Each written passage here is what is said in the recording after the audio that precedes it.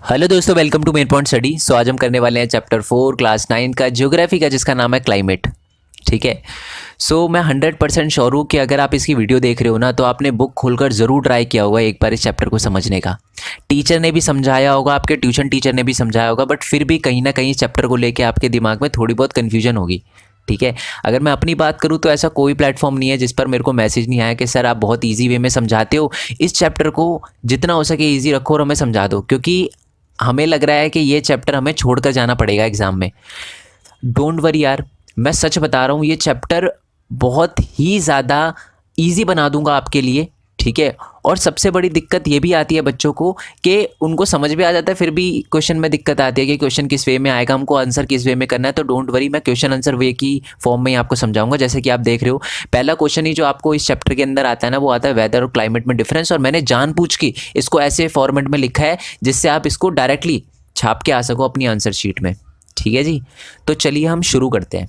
बस एक छोटी सी रिक्वेस्ट है, वीडियो को स्किप करके मत देखना दोस्त।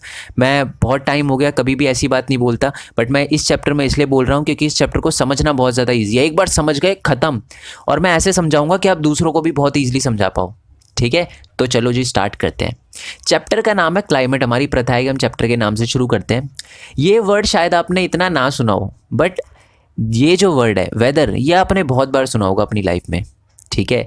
डेली अगर आप न्यूज़ चैनल देखते हो तो डेली न्यूज़ चैनल पे सुबह सुबह आ जाते हैं एक एंकर, वो बोलते हैं कि आज का वेदर सनी रहेगा, आज का वेदर रेनी रहेगा, आज धूप निकलेगी, आज बारिश होगी, आज ये होगा, आज वो होगा, रात को ठंड रहेगी। तो ये होता है अपना वेदर। वेदर जो होता है एक दिन में बहुत बार चेंज हो सकता है। जैसे आज सुबह क्या हुआ, धूप निकली, दोपहर को एकदम से बारिश हो गई, रात को ठंड हो गई। तो ये होता है वेदर, जो शॉर्टर पीरियड के लिए एटमॉस्फेरिक कंडीशन को बताता है, उसी को हम कहते हैं वेदर। ठीक है। एक ही दिन में वेदर बहुत बार चेंज हो सकता है। ओके। अब इसी को हम कंपेयर करते हैं क्लाइमेट से। अब ये क्लाइमेट क्या होता है, देखो बड़ा सिंपल है, मैं आपको एग्जाम्पल वे से समझाऊंगा, आपको बहुत प्यार से समझ आ जाएगा। मान लो अभी ये नवंबर का महीना चल रहा है। ठीक है। मान लो मैं राजस्थान में बैठा हूँ, नवंबर की बिल्कुल रात है और मैं राजस्थान में बैठा हूँ। तो आपको पता ही है, राजस्थान में नवंबर में रात में इतनी ज़्यादा ठंड होती है। तो अब ये बताओ कि राजस्थान में नवंबर की रात में बहुत ज़्यादा ठंड है, तो हम क्या कहेंगे कि राजस्थान का वेदर इस टाइम पर यानी नवंबर की रात को ठंडा है, वेदर ठंडा है। बट अगर मैं बोलूँ क्लाइमेट कि राजस्थान का क्लाइमेट कैसा है, तो आप बोलोगे हॉट। देखो जब भी हम राजस्थान वर्ड सुनते हैं ना दिमाग में, तो सबसे पहले हमारे दिमाग में गर्मी आती है कि यार ये तो गर्म है, राजस्थान बहुत गर्म एरिया है। ठीक है। इसलिए वहाँ का जो क्लाइमेट है वो हॉट है। ठीक है। अब ये आपने अजम्पशन कैसे लगाया कि राजस्थान का जो क्लाइमेट है वो हॉट है, क्योंकि आप बहुत टाइम से पहले से देखते आ रहे हो कि राजस्थान में गर्मी ही रहती है, तो इसे कहते हैं क्लाइमेट। जब हम एक एरिया के लॉन्गर पीरियड ऑफ टाइम के एटमॉस्फेरिक कंडीशन की बात करें ना, तो उसे कहते हैं क्लाइमेट। डिफरेंस क्लियर हो गया ना वेदर और क्लाइमेट में। मान लो अभी जैसे मैंने राजस्थान का एग्जांपल दिया, तो मान लो राजस्थान में एक दिन है ना बर्फ पड़ गई, बर्फ गिर गई या स्नोफॉल हो गया, तो मैं क्या कहूँगा कि राजस्थान का क्लाइमेट चेंज हो गया? नहीं, मैं कहूँगा राजस्थान का वेदर चेंज हो गया एक दिन के लिए। डिफरेंस क्लियर हो गया ना बहुत अच्छे से। वेदर जो होता है शॉर्टर एटमॉस्फेरिक कंडीशन को दिखाता है, और जो क्लाइमेट है वो बहुत लॉन्गर पीरियड के एटमॉस्फेरिक कंडीशन को दिखाता है किसी भी एरिया के। अगर मैं प्रिसाइजली बोलूँ तो एटलीस्ट 30 सालों के लिए। ठीक है। जो क्लाइमेट होता है वो बहुत लंबे समय के लिए बदलता नहीं है। जैसे राजस्थान का जो क्लाइमेट है वो हॉट है। ठीक है। और वो ऑलमोस्ट हमेशा हम देखते हैं कि हॉट ही मिलेगा हमें। ठीक है।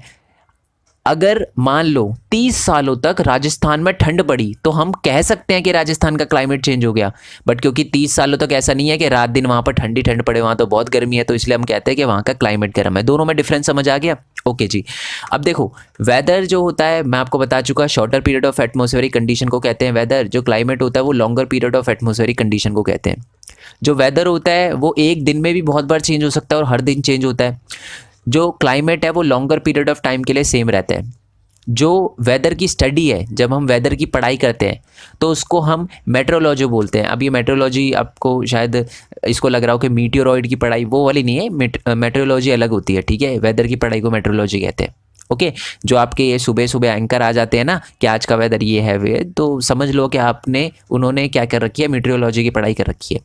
जब हम क्लाइमेट की पढ़ाई करते हैं, स्टडी क्लाइमेट आएगा ये। ठीक है। जब हम क्लाइमेट की पढ़ाई करते हैं ना, तो इसको कहते हैं हम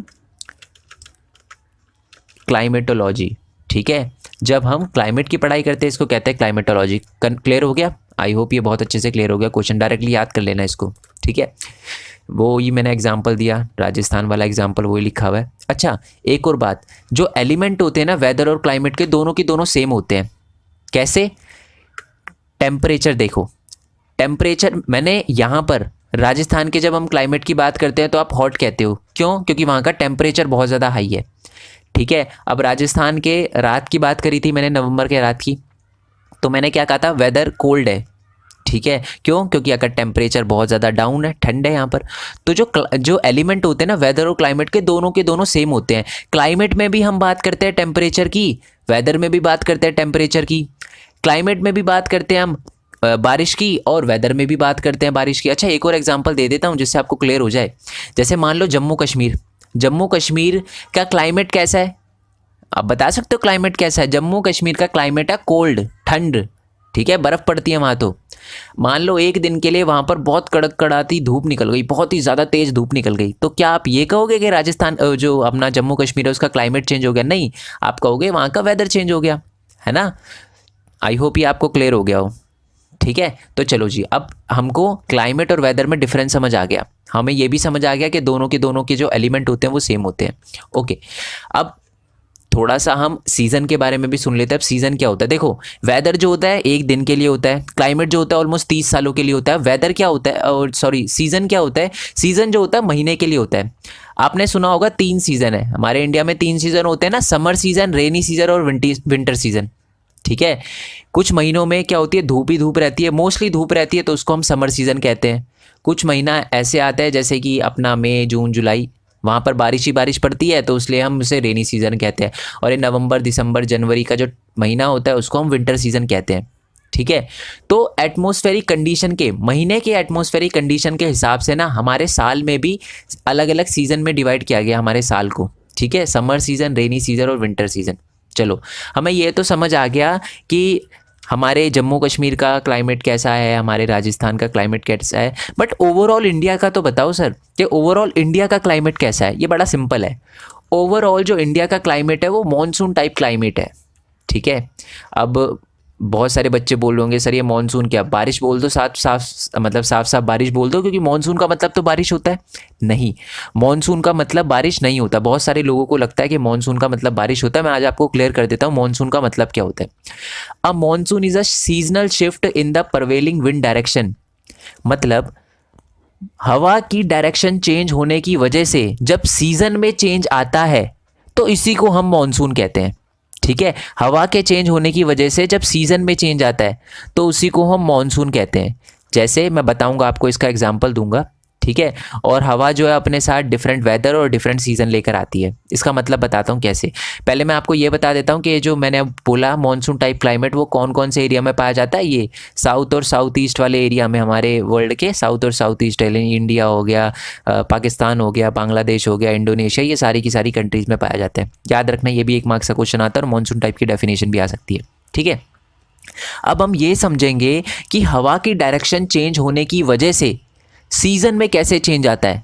ठीक है, यानी इंडिया को मॉनसून टाइप कहते हैं और हमने देखा मॉनसून टाइप का मतलब होता है कि हवा की डायरेक्शन चेंज होने की वजह से क्या होता है कि आपके सीजन में चेंज आता है। कैसे? देखो, इसका मैं आपको डायरेक्टली एग्जांपल बताता हूँ। ठीक है, मान लो गर्मी पड़ रही है बहुत ज़्यादा। अब 2 एरिया की बात करते हैं, एक तो है लैंड और एक है ओशन। ठीक है, ये लैंड और ओशन क्यों बता रहा हूँ मैं? देखो, आपको पता है ना, इंडिया लैंड है, ज़मीन है इंडिया में, और इंडिया के नीचे पानी है। मैं इसको इंडिया से कोरिलेट करूँगा, बट सिर्फ आपको बता रहा हूँ, ध्यान से सुनना। यहाँ पर भी हवा है, ये हवा है। ठीक है, आपको कुछ और लग रहा होगा, पानी पानी लग रहा होगा, बट ये हवा है। मान लो लैंड के ऊपर भी हवा है, पानी के ऊपर भी हवा है ना। अब देखो, गर्मी का टाइम है। गर्मी के टाइम में एक बात हमेशा आपको याद रखनी है, गर्मी के टाइम में जो लैंड है बहुत जल्दी गर्म हो जाता है, और जब भी कोई चीज़ गर्म होती है तो उसके ऊपर की हवा क्या होती है? ऊपर की तरफ उठने लग जाती है। जैसे चाय है, देखो चाय है, या कोल्ड कॉफ़ी कह सकते हो आप, जो भी कहना चाहो इसको। ठीक है, मतलब कॉफ़ी भी नहीं कह सकते, बिना दूध वाली चाय। ये तो देखो, ये जब गर्म हो गई तो इसके ऊपर से भाप निकल रहा है, तो इसके ऊपर की जो हवा है, चाय के ऊपर की जो हवा है वो ऊपर की तरफ जा रही है। ठीक है। तो यानी जब भी कोई चीज़ गर्म होती है तो उसकी हवा ऊपर की तरफ जाती है ना। तो देखो ये जो लैंड है, जब गर्मियों के टाइम में क्या होता है, मैंने अभी अभी बताया लैंड बहुत ज़्यादा गर्म हो जाता है, और जब लैंड बहुत ज़्यादा गर्म हो जाता है तो वो उसकी हवा ऊपर की तरफ चली जाती है। ठीक है। जब लैंड की हवा ऊपर की तरफ चली जाती है तो नीचे तो खाली स्पेस रह जाएगा, तो उसी खाली स्पेस को हम कहते हैं लो प्रेशर। बड़ा सिंपल है ना ये, कि जब लैंड बहुत जल्दी गर्म हो जाता है तो लैंड के गर्म होने की वजह से लैंड के नीचे क्या बन जाता है, लो प्रेशर, खाली एरिया बन जाता है, क्योंकि लैंड की जो हवा है वो ऊपर की तरफ चली जाती है।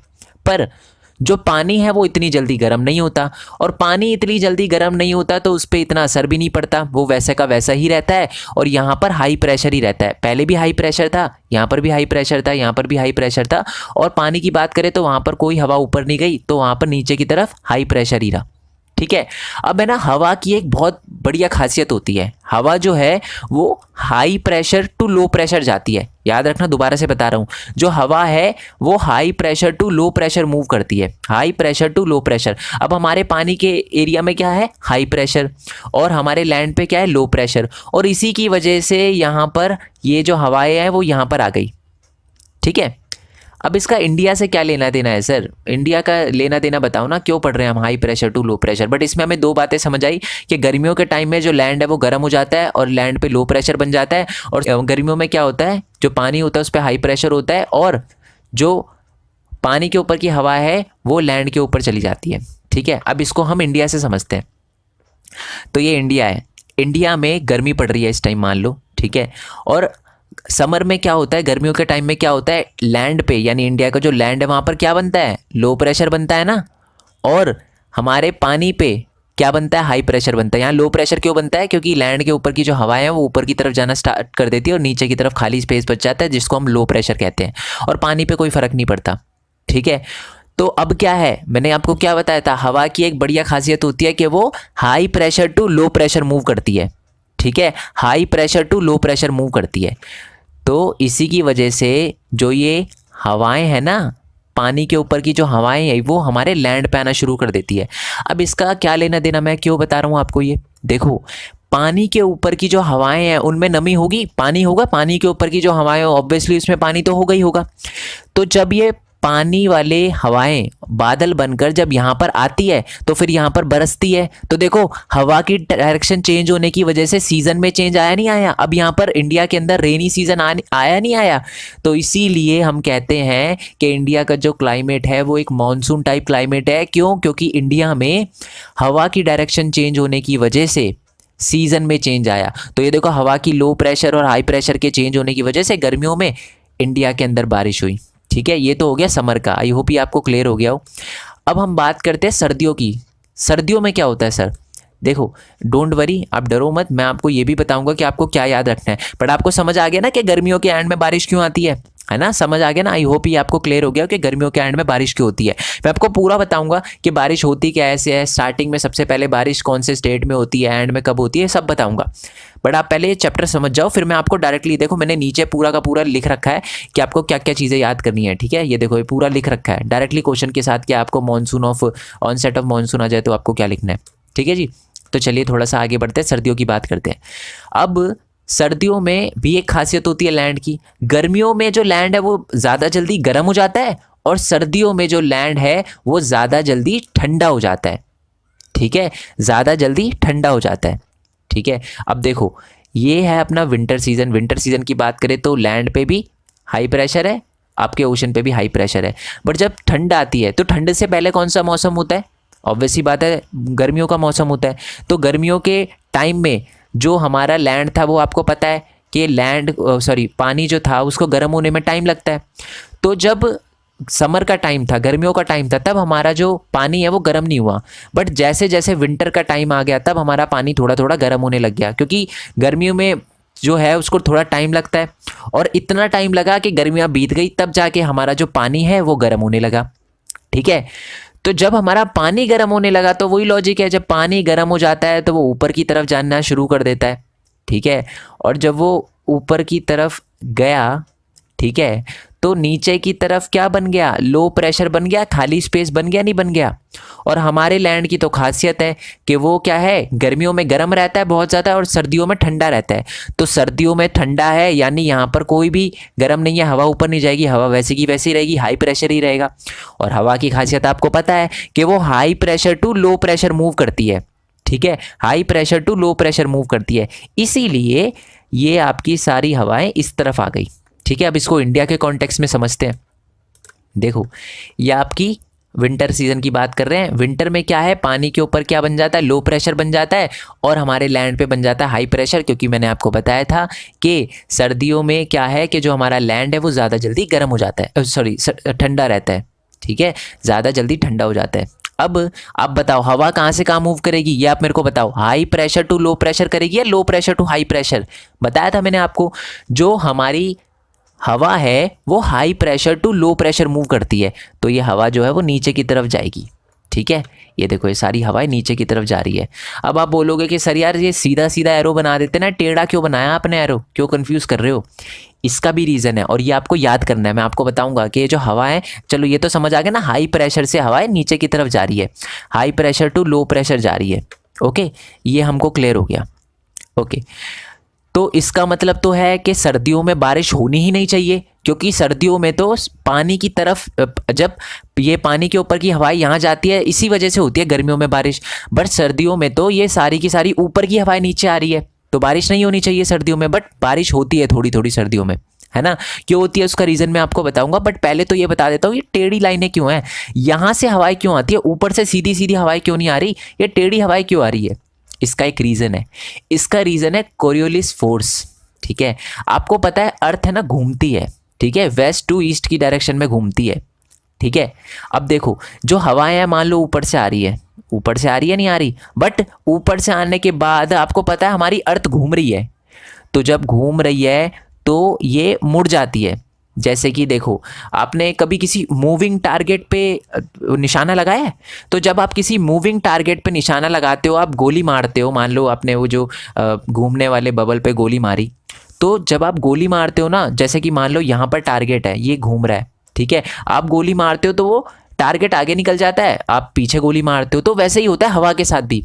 पृथ्वी घूमती है, हमारा जो अर्थ है वो घूमता है, और घूमने की वजह से जो हमारी ये सीधी हवाएं आ रही होती है ना वो एकदम से मुड़ जाती है, ठीक है। हवा के, ये हमारी अर्थ के घूमने की वजह से एक फोर्स जनरेट होता है जिसकी वजह से हमारी हवाएं जो है वो मुड़ जाती है, ठीक है। जैसे कि आप बाइक चला रहे हो, ठीक है, मान लो आप बाइक पे चला रहे हो आप, और आपकी बाइक पे पीछे कोई बंदा बैठा है और बहुत रफ्तार से चला रहे हो आप बाइक, और बंदा गिर गया, तो बंदा पीछे की तरफ जाता है, आपने देखा होगा बंदा पीछे की तरफ गिरता हुआ चला जाता है, ठीक है। तो समझ आ गया, जब भी कोई चीज़ घूमती है ना, तो उसके अगर कोई चीज़ गिरती, जैसे ये पृथ्वी घूम रही है, तो उसकी जो हवाएं हैं वो पीछे की तरफ चली जाती है, देखो पीछे की तरफ जा रही है ना हवाएं, हमारा अर्थ इस डायरेक्शन में घूम रहा है और जो हवा है वो पीछे की तरफ से जा रही है, और इसी वजह से देखो ये हमारा इंडिया है तो हवा इस तरफ जा रही है टेढ़ी, तो आपको समझ आ गया ना ये टेढ़ी हवाएं क्यों है, ठीक है। अब क्वेश्चन ये आता है, इस हिसाब से तो सर्दियों में बारिश होनी ही नहीं चाहिए, बट बहुत सारे दिल्ली वाले लोग बोलेंगे कि सर बारिश तो होती है, हमने देखा है दिल्ली के अंदर नवंबर दिसंबर में कभी कभार बारिश हो जाती है, तो वो कैसे होती है।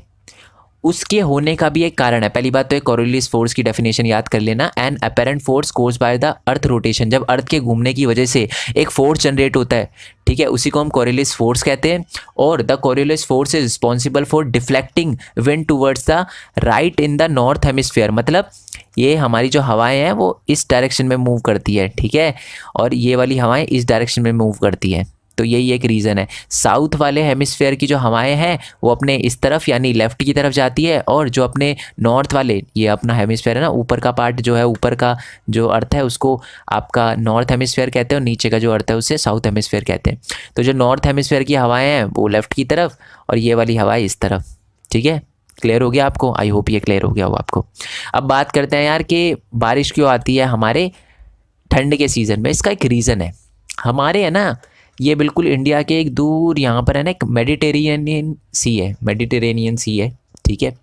तो मेडिटेरेनियन सी के ऊपर है ना, वैसे तो यहाँ पर आपको पता ही है पानी के ऊपर क्या बनता है, बनता तो लो प्रेशर ही है, यहाँ पर लो प्रेशर बनता है, बट फिर भी यहाँ की जो ऊपर की जो हवाएं हैं जिनमें नमी होती है, जिनमें पानी होता है, वो बहुत रफ्तार से इंडिया की तरफ आती है, ठीक है, बहुत ही रफ्तार से। वैसे तो यहाँ पर लो प्रेशर है है ना। यहाँ की जो हवाएं हैं वहाँ वो दूसरे की हवाएं यहाँ पर आनी चाहिए, बट यहाँ पर इतनी तेज़ हवाएं चलती है, मैं बताऊँगा, बहुत ही तेज़ हवाएं चलती है यहाँ पर, जिसकी वजह से जो यहाँ के ऊपर की नमी वाली हवाएं होती है वो आ जाती है ठंड के टाइम में इंडिया के अंदर, और इसी की वजह से इंडिया के अंदर बारिश होती है, क्योंकि जो मेडिटेरेनियन सी है उसके ऊपर पानी होता है, ठीक है, हवा के ऊपर हवा में नमी होती है, और इसी की वजह से वो जब यहाँ पर आती है तो फिर इंडिया के अंदर बारिश होती है ठंड के टाइम में, ठीक है। अच्छा, ये जो हवाएं हैं ये बड़ी तेज़ होती है, बहुत तेज़ रफ्तार की हवाएं होती है। ऑब्वियस सी बात है, लो प्रेशर से हाई प्रेशर के अंदर अगर वो हवाएं लेकर आ रही है तो हवा में जान तो होगी, बहुत ज़्यादा हवाई होगी, ये मतलब ये नॉर्मल हवा से बहुत ज़्यादा ताकतवर हवा होगी। तो इन हवाओं को कहते हैं हम जेट स्ट्रीम। याद रखना, ये भी आपको याद करना है, एग्जाम में इसका भी क्वेश्चन आएगा। अब ये जेट स्ट्रीम होती क्या है? ये एक नैरो बेल्ट होती है हाई एल्टीट्यूड की, यानी हमारे अर्थ के 1200 मीटर ऊपर होती है ये हवाएं। जैसे कि ये देखो, ये हमारा अर्थ है, तो ये पूरा हमारा ट्रोपोस्फेयर हो गया, ठीक है। तो हमारे ट्रोपोस्फेयर पे जो हवाएं होती है, ट्रोपोस्फेयर के ऊपर ये हवाएं होती है, ठीक है। देखो लिखा है कि ये हवाएं होती है जो वेस्ट से आती है, ठीक है, वेस्ट से आ रही है ना, ये वेस्ट से आ रही है इंडिया के अंदर, तो इसी को हम कहते हैं जेट स्ट्रीम।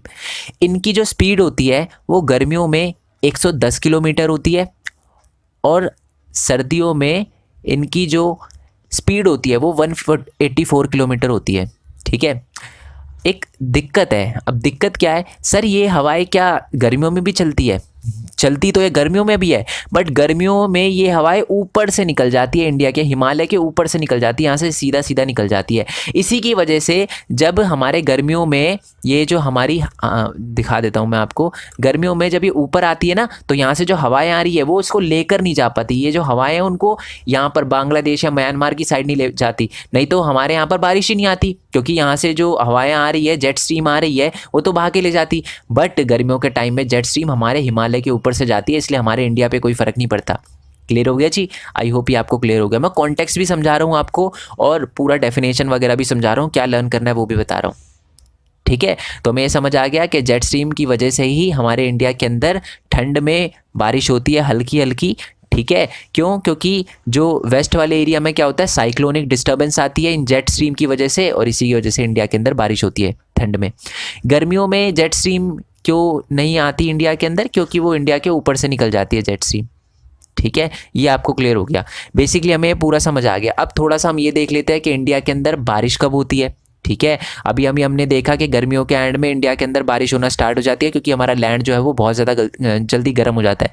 बट बारिश आती कैसे है, कहाँ आती है, सबसे पहले ये हम देख लेते हैं। तो यही आपका, देखो आपको लग रहा होगा मैंने बीच में कुछ टॉपिक छुड़वाए हैं, छुड़वाए नहीं है, मैंने चैप्टर ईजी करने के लिए ये किया है, ठीक है। बेसिकली आपको क्लाइमेट और वेदर में डिफरेंस समझ आ गया, थोड़ा बहुत सीज़न पता चल गया क्या होता है, महीने के हिसाब से सीज़न आता है, 3 सीज़न होते हैं, रेनी, समर और विंटर सीज़न होता है। उसके बाद मैंने आपको ये बताया कि कोरियोलिस फोर्स क्या होता है, ठीक है। इंडिया के अंदर लो प्रेशर और हाई प्रेशर वाला सीन बताया, गर्मियों में बारिश क्यों बहुत ज़्यादा होती है, सर्दियों में बारिश क्यों नहीं होती, और होती है तो बहुत कम क्यों होती है कोरियोलिस फोर्स के कारण, ये बताया, जेट स्ट्रीम बताया। तो पहले मैं आपको चैप्टर को ईजी वे में बना रहा हूँ, वो चीज़ें भी मैं समझाऊँगा, आगे समझाऊँगा, ठीक है। चलो जी, अब बात करते हैं ऑनसेट ऑफ मॉनसून, यानी हमारे भारत के अंदर बारिश आती क्या है। तो आप इस मैप को देखो, ये आपको लर्न करना है, बिल्कुल अच्छे से लर्न करना है। डायरेक्टली 5 नंबर का क्वेश्चन आता है, आपको लग रहा होगा बड़ा है बट ईजी है। देखो हमारे इंडिया के अंदर क्या होता है कि साउथ वेस्टर्न विंड्स जो है, क्योंकि अब देखो गर्मियों का टाइम है, ऑनसेट ऑफ मॉनसून, ये हम मई जून जुलाई की बात कर रहे हैं, तो गर्मियों का टाइम है, समर का टाइम है, और गर्मियों में हमारे लैंड पे क्या बनता है, ठीक है, लैंड जो है वो गर्मियों में ज़्यादा जल्दी गर्म हो जाता है और इसकी हवाएं ऊपर की तरफ जाना शुरू हो जाती है। और जब हमारी हवाएं ऊपर की तरफ जाना शुरू कर जाती है तो हमारे लैंड पे क्या बन जाता है, लो प्रेशर, और पानी पे तो वैसे ही हाई प्रेशर है। तो ऐसे क्या होता है, हमारे हाई प्रेशर यानी पानी के ऊपर की जो हवाएं हैं वो इंडिया के अंदर आना एंटर करना शुरू कर देती है, और सबसे पहले वो हिट करती है हमारे जो डेक्कन प्लेटो का सबसे नीचे वाला एरिया, पेनिनसुला प्लेटो के सबसे नीचे वाला एरिया, जिसको हम कहते हैं केरला। सबसे पहले जो बारिश है वो केरला के अंदर ही आती है। कब आती है? बिल्कुल जून की स्टार्टिंग में, ठीक है, अर्ली जून में ही हमारे केरला के अंदर बारिश आ जाती है, ठीक है। और फिर ये जो साउथ वेस्टर्न हवा है ना वो मुड़ जाती है, 2 अलग अलग पार्ट में टूट जाती है। एक होती है जिसको हम कहते हैं अरेबियन सी ब्रांच, ठीक है, और एक को कहते हैं बे ऑफ बंगाल ब्रांच। ये दोनों अलग अलग टूट गई ना, देखो एक हवा इस तरफ जा रही है, एक हवा इस तरफ जा रही है, और दोनों में पानी है ना, दोनों में ही बादल है, पानी की तरफ से आ रही है, तो इसी वजह से दोनों में नमी है, ठीक है। और इस अर्ली जून में केरला के अंदर बारिश आती है और उसी के 10 दिन बाद ये जो हवाएं हैं हमारी अरेबियन सी ब्रांच ये महाराष्ट्र के ऊपर टकराती है और महाराष्ट्र में बारिश होती है 10 दिन बाद, यानी 10 जून को बारिश होती है। ठीक है, और जो हमारी ये बे ऑफ बंगाल की हवाएं हैं ना, ये बहुत रफ्तार से जाती है, बहुत रफ्तार से, और एक हफ्ते के अंदर अंदर ही हमारे असम के अंदर बारिश हो जाती है। देखो ये बड़ा छोटा एरिया है, इसको ये छोटा एरिया कवर करने में 10 दिन लग गए, बट हमारी बे ऑफ बंगाल की जो हवाएं हैं वो बहुत तेज़ी रफ्तार से जाती है और इसी वजह से 7-8 तारीख को या एक हफ्ते के अंदर अंदर ही असम में बारिश आ जाती है, केरला के अंदर बारिश आने के बाद। और आपको पता है असम के ऊपर यहाँ पर क्या है, पहाड़ है, पहाड़ की वजह से हमारी ये जो बे ऑफ बंगाल की जो ब्रांच वाली हवाएं हैं ये मुड़ जाती है। कहाँ मुड़ जाती है, अपने ये गंगा प्लेन, ये पूरा का पूरा गंगा प्लेन है ना, गंगा प्लेन क्यों बोलते हैं इसको, क्योंकि यहाँ पर गंगा बहती है, हमारी गंगा रिवर बहती है, तो इसीलिए ये मुड़ जाती है। ठीक है, मुड़ जाती है और उसी के बाद हमारी जो ये अरेबियन सी ब्रांच है, जो हवाएं हैं वो फिर यहाँ पर कच्छ पर, ठीक है, मिड जून में कच्छ पर एंटर करती है और उसके बाद ये इस तरफ मुड़ जाती है और दोनों की दोनों यहाँ पर मिल जाते हैं। कहाँ पर, हमारे गंगा प्लेन पे दोनों के दोनों मिल जाते हैं और हमारी ये जो बे ऑफ बंगाल वाली जो ब्रांच चल रही है ना, ये देखो ये वाली जो ब्रांच चल रही है, हवा वाली चल रही है, उसकी वजह से दिल्ली में 29 जून को, लगभग 29 जून को बारिश होती है। ठीक है, अब यही मैंने यहाँ पर इस फॉर्म में लिखा हुआ है, लिखे हुए फॉर्म में लिखा हुआ है, कुछ नहीं करना। देखो सिंपल सीधी बात है, जो मॉनसून है इंडिया के अंदर 100 से 120 दिनों तक रहता है। जून में स्टार्ट हो जाता है, देखो सबसे पहले जून में बारिश हुई और उसके बाद ये कब तक रहता है, सितंबर तक। सितंबर में पूरे इंडिया में बारिश आती है। अब हुआ क्या, देखो मैं आपको एक और चीज़ बताता हूँ। क्या होता है कि पहले तो है ना, जो बारिश है वो बहुत धीरे धीरे आती है, इतनी ज़्यादा धीरे नहीं आती, पर जब मानसून के आने के बाद बारिश एकदम से रफ्तार तेज होने लग जाती है। पहले केरला में थोड़ी सी बारिश आती है, क्योंकि आपको पता है कोस्ट के पास है, थोड़ी बारिश आ जाती है, पर एकदम से बारिश बढ़ जाती है इंडिया के अंदर। इसी को कहते हैं बर्स्ट ऑफ मानसून। ठीक है, और मैंने आपको बता दिया कि सबसे पहले केरला पर जो बारिश है वो आती है, उसके बाद हवा 2 पार्ट में टूट जाती है, अरेबियन सी ब्रांच और बे ऑफ बंगाल ब्रांच। ठीक है, उसके बाद जो अरेबियन सी ब्रांच है वो 10 जून को उसकी वजह से महाराष्ट्र में बारिश होती है और जो हमारी बे ऑफ बंगाल ब्रांच है वो बहुत ही तेज़ी रफ्तार से चलती है, इसी की वजह से असम में एक हफ्ते के अंदर ही बारिश हो जाती है। ठीक है, उसके बाद ही हमारी जो अरेबियन सी ब्रांच है और जो हमारी बे ऑफ बंगाल ब्रांच है, दोनों की दोनों कहाँ मिलते हैं, यहाँ पर बे ऑफ बंगाल के हमारे गंगा प्लेन पे मिलते हैं। ठीक है, और बारिश होती है दिल्ली के अंदर बे ऑफ बंगाल ब्रांच की वजह से 29 जून को। ठीक है, और उसके बाद अर्ली जून को वेस्ट यूपी में, पंजाब में, हरियाणा में, ईस्टर्न राजस्थान पे यहाँ पर बारिश होती है और मिड जून को ये हमारी मिड जुलाई को, ठीक है, मिड जुलाई को एचपी यानी हिमाचल प्रदेश और दूसरे स्टेट में बारिश होती है। समझ आ गया ना आपको, बारिश कैसे होती है इंडिया के अंदर और बारिश कैसे आती है इंडिया के अंदर, ये आपको क्लियर हो गया। हमने ये देखा कि इंडिया में बारिश आती कैसे है, आगमन कैसा होता है बारिश का। अब ये भी देख लेते हैं कि बारिश जाती कैसे है। ठीक है, अब ये हवाएं हैं, हवाएं बारिश लेकर आई है तो हवाएं जाएगी भी तो। क्यों हवाएं क्यों जाएगी, क्योंकि अब धीरे धीरे सर्दियां आना स्टार्ट हो गई है और सर्दियों में हमारे लैंड पर धीरे धीरे हाई प्रेशर बन रहा है, क्योंकि सर्दियों में ये ठंडा हो रहा है और सर्दियों में ये ठंडा हो रहा है तो यहाँ पर बनेगा अपना हाई प्रेशर और नीचे बनेगा लो प्रेशर, तो ये हवाएं नीचे की तरफ जाना शुरू हो जाती है। फिर धीरे धीरे कैसे जाती है, देखो तो यही लिखा हुआ है कि विड्रॉल ऑफ मानसून जो है वो अर्ली सितंबर में स्टार्ट हो जाता है। सितंबर में धीरे धीरे ठंडा आना शुरू हो जाती है तो हवाएं नीचे की तरफ जाना शुरू कर जाती है। मिड अक्टूबर में ये पूरी तरीके से हमारे पूरे जो पेनिनसुला प्लेटो है उसकी तरफ से चली जाती है। ये देखो ये अपना पूरा अक्टूबर में, ठीक है, ये देखो 1 अक्टूबर से ये अपना जा रहा है। ठीक है, सितंबर की स्टार्टिंग में ये अपने यहाँ से ये राजस्थान और गुजरात से होते हुए चली जाती है। ठीक है, 1 सितंबर को यहाँ से और 15 सितंबर को ये। ठीक है, उसके बाद अक्टूबर में ये अपना जो पेनिनसुला प्लेटो है, ठीक है, अक्टूबर, ये देखो अक्टूबर में यहाँ से निकल गई, फिर यहाँ से निकल गई। ठीक है, उसके बाद दिसंबर में बात करें तो पूरी तरीके से आप देखोगे दिसंबर में, ये देखो 1 दिसंबर में हमारे केरला से निकल जाती है, तो 1 दिसंबर और दिसंबर के एंड तक पूरी तरीके से इंडिया में ये जो हमारी जो हवाएं हैं जो बारिश लेकर आई थी ये पूरी की पूरी नीचे की तरफ चली जाती है, हमारे पानी वाले एरिया में दोबारा से चली जाती है। ठीक है जी, ओके, यहाँ तक हमें समझ आ गया। बट ये अगर हम अपने ये वाले कोस्ट, ये वाले एरिया की बात करें ना, ये अपना लक्षद्वीप हो गया और जो ये लक्षद्वीप हो गया और अंडमान निकोबार, इनका सीन थोड़ा उल्टा होता है। ठीक है, इनका सीन थोड़ा उल्टा क्यों होता है मैं आपको बता दूं कि इनमें क्या होती है, जो बारिश का समय है वो थोड़ा सा अलग रहता है।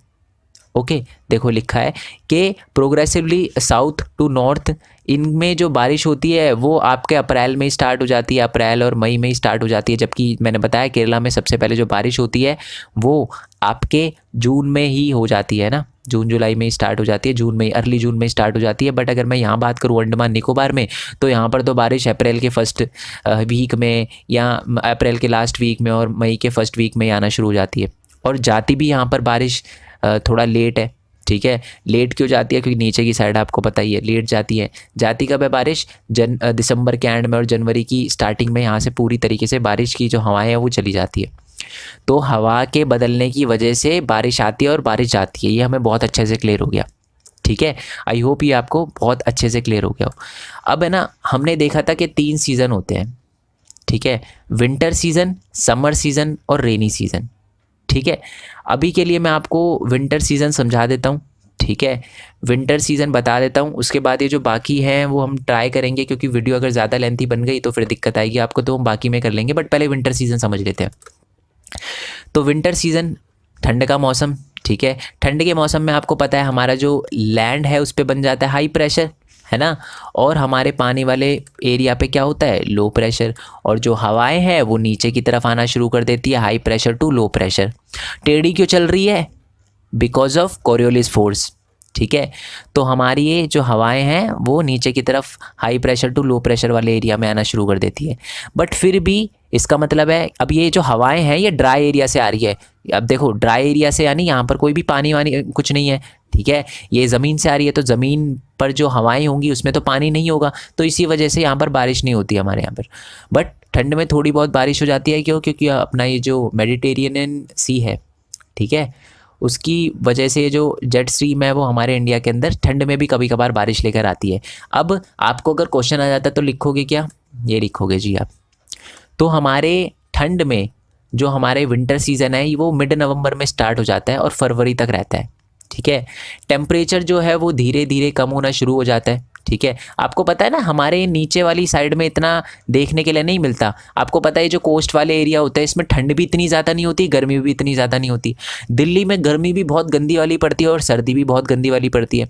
बट हमारे कोस्ट वाले एरिया में ना इतना ज़्यादा टेम्परेचर का असर नहीं पड़ता। क्यों? क्योंकि डिस्टेंस फ्रॉम द सी के पास है, इसकी वजह से। ये भी मैं आपको बताऊँगा जब फैक्टर कंट्रोल मॉनसून या फैक्टर कंट्रोल क्लाइमेट बताऊंगा, तो ये मैं आपको बताऊंगा। बट अभी इतना याद रखो कि हमारे इस वाले कोस्टल वाले एरिया में इतना ज़्यादा मतलब इतनी ज़्यादा ठंड भी नहीं पड़ती, इतनी ज़्यादा गर्मी भी नहीं पड़ती। तो वही लिखा हुआ है कि जो टेम्परेचर है, कोस्ट का टेम्परेचर 24 to 25 डिग्री सेल्सियस रहता है, ठीक है। और बाकी जो एरिया है उनका जो टेम्परेचर है, नॉर्थ वाला एरिया जो हमारे नॉर्दर्न पार्ट है, ये वाला जो एरिया है उसका 10 डिग्री से 15 डिग्री सेल्सियस तक टेम्परेचर रहता है, ठीक है। जो दिन है वो गर्म होते हैं और जो हमारी रात है वो बहुत ठंडी होती है विंटर के सीज़न में। आपको पता है धूप बहुत अच्छी पड़ती है और फिर गर्मी जो सर्दी है रात के समय में बड़ी तेज़ हो जाती है, ठीक है।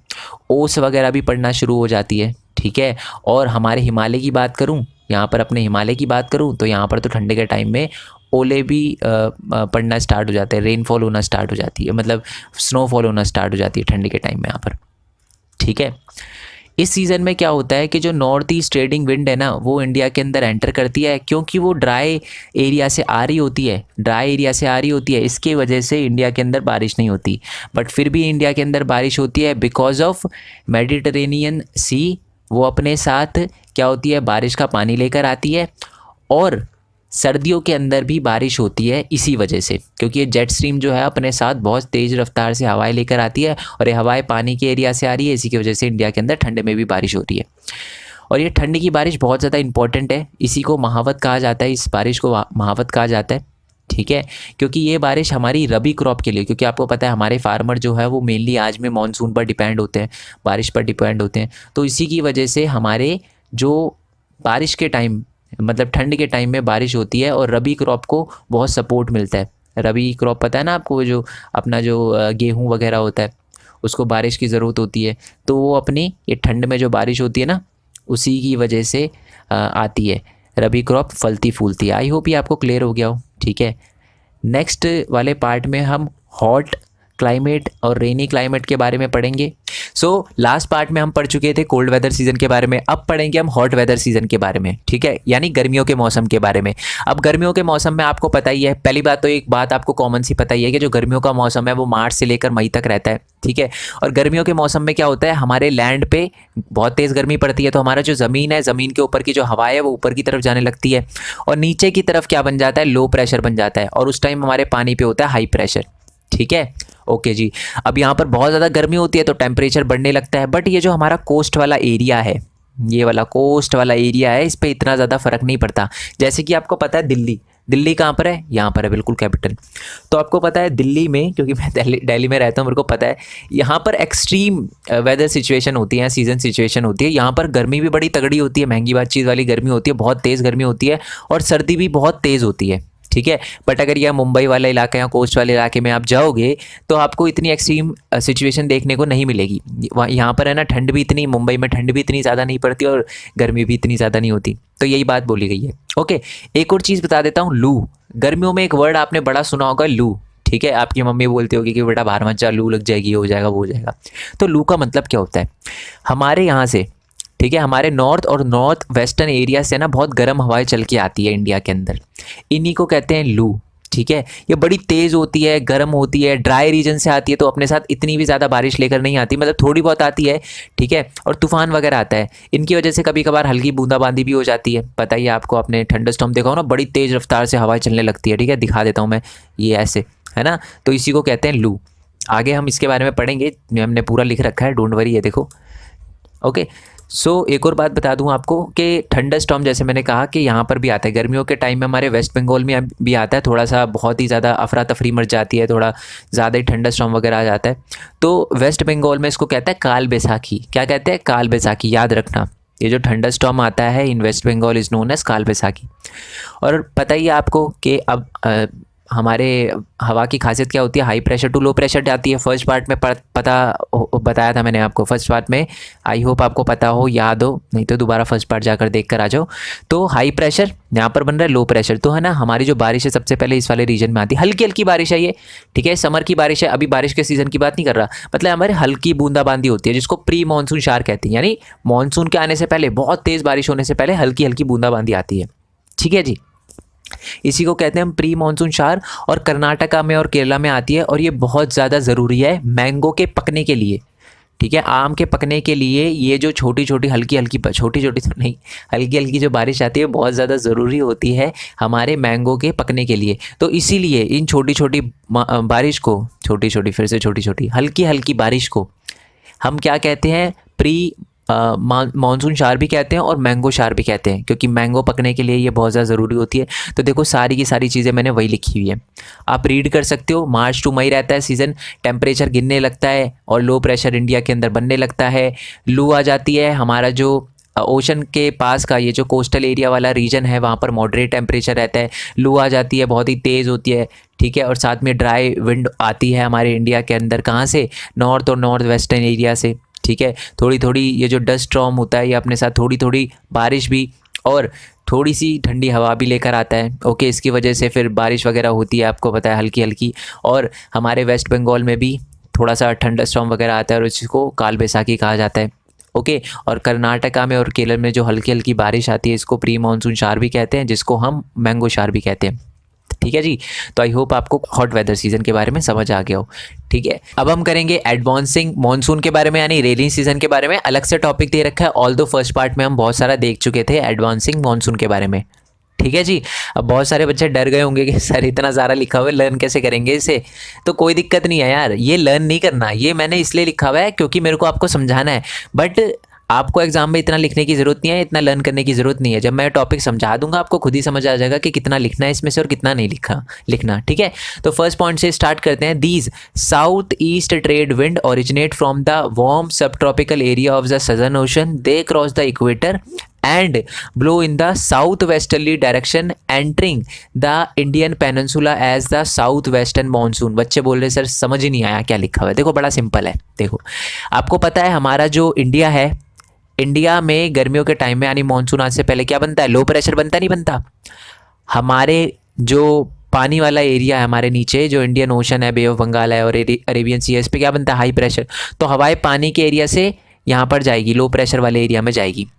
अब उस पॉइंट में क्या लिखा हुआ था आपको पता है, हमारे इंडिया के नीचे इक्वेटर पड़ता है, इक्वेटर पता है ना, 0 डिग्री वाला।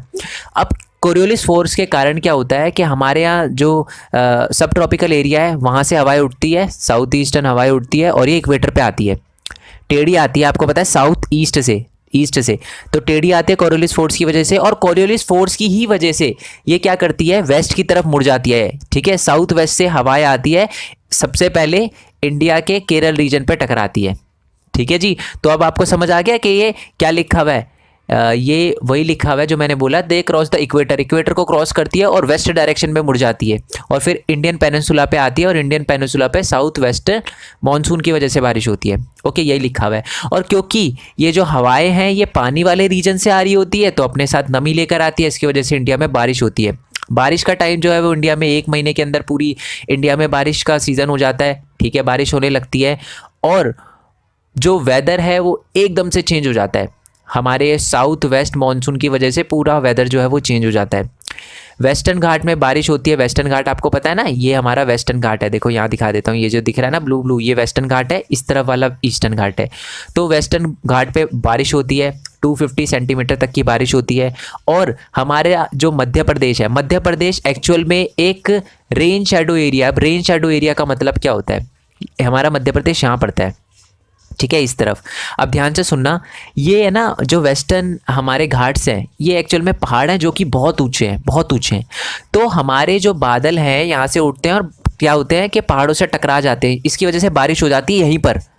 ठीक है, तो ये वाला जो एरिया होता है इसमें बहुत कम बारिश होती है क्योंकि बादल कुछ होते हैं जो पहाड़ के ऊपर से भी चले जाते हैं, तो बारिश होती है बट कम होती है, इसलिए इसे एक रेन शैडो एरिया कहते हैं। तो यहाँ पर भी बारिश होती है। इस तरफ क्यों नहीं होती सर ऐसे, फिर यहाँ पर बारिश कम क्यों नहीं होती, क्योंकि यहाँ के जो पहाड़ है वो इतने ऊंचे नहीं है। हमारे जो ईस्टर्न घाट है उनकी जो ऊंचाई है वो बहुत कम है as compare to western Ghat.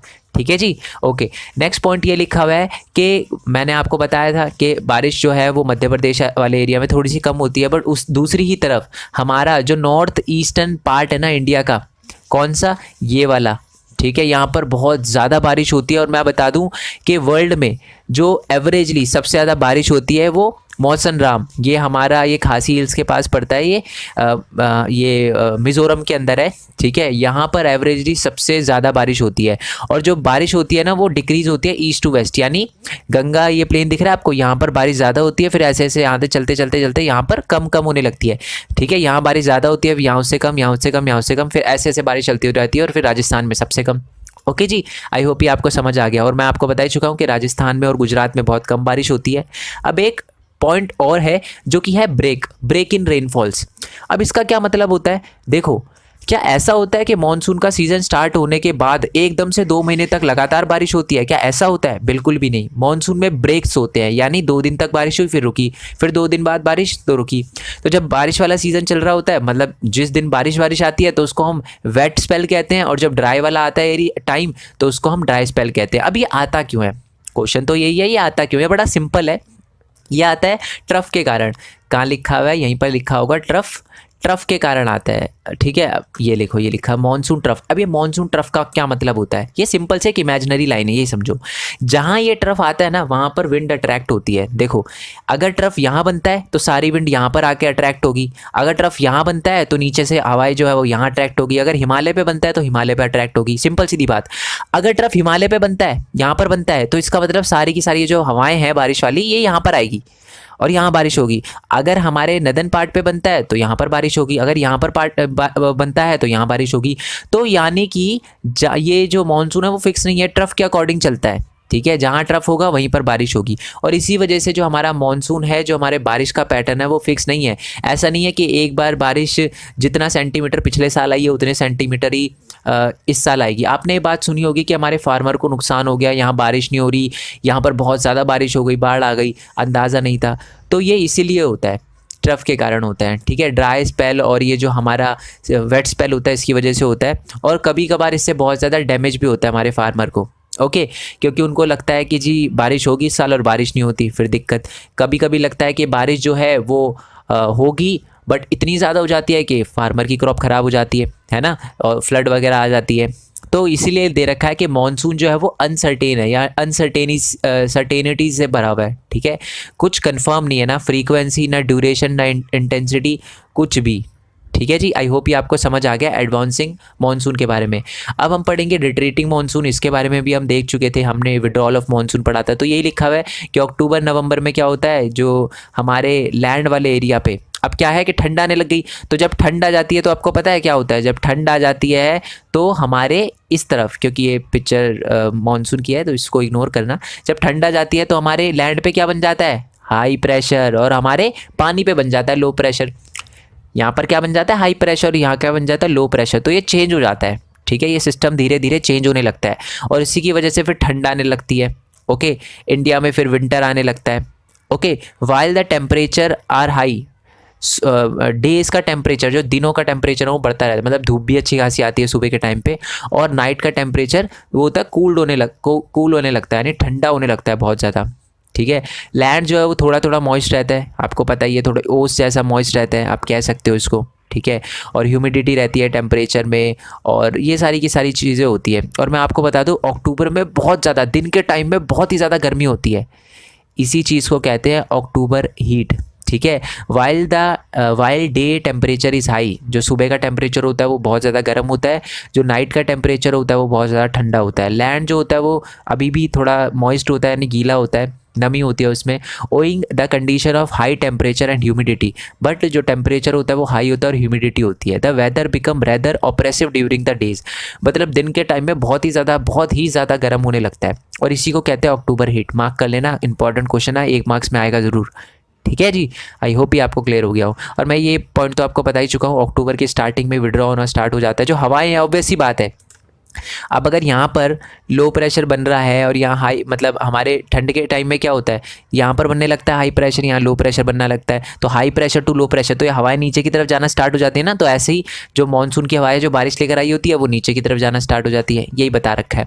Okay, the low pressure condition over north western India get transfer to bay of Bengal. ये जो यहाँ पर बनता है ना नॉर्थ वेस्टर्न इंडिया में, अब ये बे ऑफ बंगाल में ट्रांसफ़र होने लगता है। क्यों? क्योंकि यहाँ पर लो प्रेशर था, कब, गर्मियों के टाइम में, रेनी सीजन में, बट अब यहाँ ठंडा आने लग गई और हाई प्रेशर बनने लगा है, तो ये यहाँ की तरफ खिसकने लगता है। नहीं, यहाँ लो प्रेशर बनता है तो यहाँ की तरफ खिसकने लगता है, और यहाँ पर थोड़ा सा टाइफून जैसा आ जाता है, देखो लिखा हुआ भी होगा, get transfer to bay of Bengal early. This shift is associated with the occurrence of cyclonic depression, और इसी की वजह से साइक्लोनिक डिप्रेशन आ जाता है कौन से वाले एरिया में, हमारे बे ऑफ बंगाल वाले एरिया में। समझे? दोबारा से समझाता हूँ, बात ध्यान से सुनना।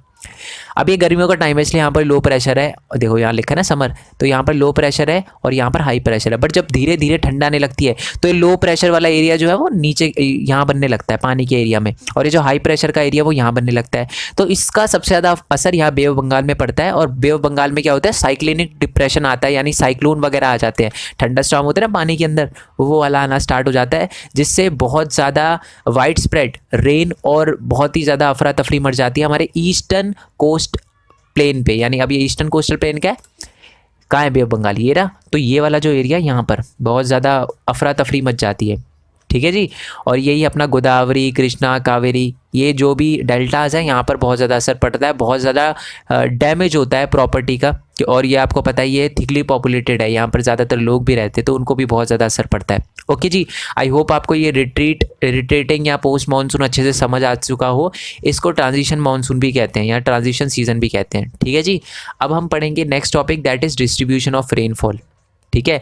अब डिस्ट्रीब्यूशन ऑफ रेनफॉल का मतलब है क्या जो बारिश है वो सारे के सारे इंडिया में एक जैसी आती है? नहीं, मैं आपको पहले बता चुका हूँ, जो हमारा वेस्टर्न कोस्ट है और जो हमारा नॉर्थ ईस्टर्न इंडिया है वहाँ पर 400 सेंटीमीटर तक की बारिश आती है, और हमारे राजस्थान के पार्ट में सिर्फ 60 सेंटीमीटर की बारिश आती है। डेक्कन प्लेटो में कि जो इंटीरियर पार्ट है, यानी ये वाला अंदर का पार्ट है, ये डेक्कन प्लेटो है, ठीक है, इसके अंदर का पार्ट है, इसमें और कम बारिश आती है।